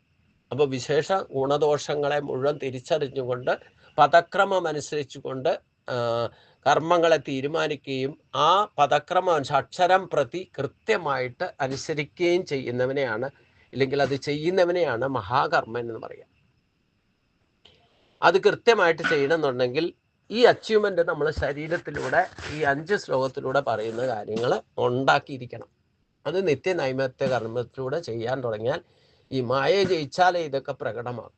അപ്പോൾ പൂർണ്ണ മനുഷ്യനായിട്ട് ജീവിക്കാൻ സാധിക്കും. അതെന്തൊക്കെയാണെന്ന് പറയുന്നതാണ് ഈ 5 ശ്ലോകത്തിൽ. അത് നമുക്ക് അടുത്ത ദിവസം ചിന്തിക്കാം. അപ്പം ഈ ശരീരത്തിലെ പഞ്ചഭൂതങ്ങൾ എന്താണ്? 24 ഘടകങ്ങൾ എന്ന് പറയുന്നുണ്ട്. മഹാഭൂതങ്ങൾ ആകാശം, വായു, അഗ്നി, ജലം. അത് എല്ലാവർക്കും അറിയാം. ഇതൊക്കെ ഉണ്ടെങ്കിൽ ഇതിൻ്റെ ആകാശം, അഗ്നി, വായു, ജലം സൃഷ്ടിച്ചിട്ട് അതിൻ്റെ 50% അതേപടി നിർത്തിയിട്ടുണ്ട്. ബാക്കി 50% കൊണ്ടാണ് പഞ്ചീകരണ പ്രക്രിയയിലൂടെ ഈ മനുഷ്യൻ മാത്രമല്ല എന്തൊക്കെ ശരീരം സൃഷ്ടിച്ചിട്ടുണ്ടോ, ജീവജാലങ്ങളുടെ ശരീരം സൃഷ്ടിച്ചിട്ടുണ്ടോ അതിലൊക്കെ ഈ പഞ്ചഭൂതങ്ങളുടെ അംശമുണ്ട്, അതിൻ്റെ ഗുണങ്ങളും ഉണ്ടെന്നർത്ഥം. അതാണ് ദൈവീയ സമ്പത്തായിട്ട് നമുക്ക് കിട്ടിയിരിക്കുന്നത്. അതാണ് 50% ശക്തി. അതൊരു മരത്തിനും ഉണ്ട്, ഒരു ഉറുമ്പിനുണ്ട്, ആനയ്ക്കുണ്ട്. 50% ഈക്വലൈസേഷൻ എല്ലാവർക്കും ഒരേപോലെ. അതായത് ആകാശം, അഗ്നി, വായു, ജലം ആദ്യം സൃഷ്ടിച്ചിട്ട് അതിൻ്റെ 50% അതേപടി നിലനിർത്തി. അതാണ് നമുക്ക് പ്രത്യക്ഷത്തിൽ ആകാശം, അഗ്നിയും വായുവും ജലവും പ്രത്യക്ഷമായിട്ട് കാണാമല്ലോ, അത് ഉപയോഗിക്കുകയും ചെയ്യാം. അതിൻ്റെ 50% മിക്സ് ചെയ്തിട്ട് ആട്ട കുഴയ്ക്കുന്ന പോലെ കുഴച്ചിട്ട് പഞ്ചീകരണ പ്രക്രിയയിലൂടെയാണ് നമ്മുടെ ശരീരങ്ങൾ സൃഷ്ടിച്ചിരിക്കുന്നത്. അതുകൊണ്ട് ആ ശരീരത്തിൽ ഈ പറയുന്ന 5 കർമ്മേന്ദ്രിയങ്ങൾ, 5 ജ്ഞാനേന്ദ്രിയങ്ങളൊക്കെ പ്രവർത്തിക്കണമെന്നുണ്ടെങ്കിൽ 50% ഈശ്വരശക്തി ദൈവീയ സമ്പത്തായിട്ട് നമുക്ക് ജനിപ്പിക്കുമ്പോൾ കിട്ടി. 50%, അതാണ് 50% ദൈവീയ സമ്പത്ത് എന്ന് പറയുന്നത്. ആ ശക്തിയെ പോഷിപ്പിച്ചുകൊണ്ട് ജീവിച്ചാലേ അനായാസനെ ജീവിക്കാൻ സാധിക്കുള്ളൂ. നമ്മൾ സാധാരണഗതിയിൽ ജീവിക്കുന്നത് എങ്ങനെയാ? ആസുരി സമ്പത്തിനെ രക്ഷിക്കാൻ വേണ്ടിയിട്ടാണ് ഈശ്വരനെ ആശ്രയിക്കും. നശിച്ചു പോകുന്നത് എന്താണോ അതിനെ നിലനിർത്താൻ വേണ്ടിയിട്ടാണ് ഈ ഓട്ടം ചാട്ടം. ശരീരം വരെ നശിച്ചു പോകുന്നതാണ്. പക്ഷെ ഈ ശരീരം ഉപയോഗിച്ചുകൊണ്ട് ദൈവീയ സമ്പത്തിനെ പോഷിപ്പിക്കണം. പോഷിപ്പിച്ച് അത് നിലനിർത്തിയാലേ ബാക്കിയൊക്കെ ഈസി ആയിട്ട് നടക്കാൻ പറ്റും. നിങ്ങൾ എന്തൊക്കെ അനുഭവിക്കണം അതൊക്കെ ഈസി ആയിട്ട് പ്രോസസ്സിൽ വരും. അതാണ് യോഗക്ഷേമം എന്ന് പറയുന്നത്. അപ്പൊ ഈ ശരീരം കൊണ്ട് വേണം അത് സാധിക്കാൻ. അപ്പൊ ഇതെല്ലാം കൂടെ ചേർത്തിട്ട് 24 ഘടകങ്ങളാണ്. അതാണ് പഞ്ചഭൂതങ്ങള്. അത് അതേപടിയല്ല. അതിൻ്റെ തന്മാത്രകൾ എന്ന് പറയുമ്പോൾ അതിൻ്റെ യഥാർത്ഥ എസൻസ് മാസം ചേർത്തിട്ട് അതിൻ്റെ ആ ശക്തിയാണ് തന്മാത്രകൾ എന്ന് പറയുന്നത്.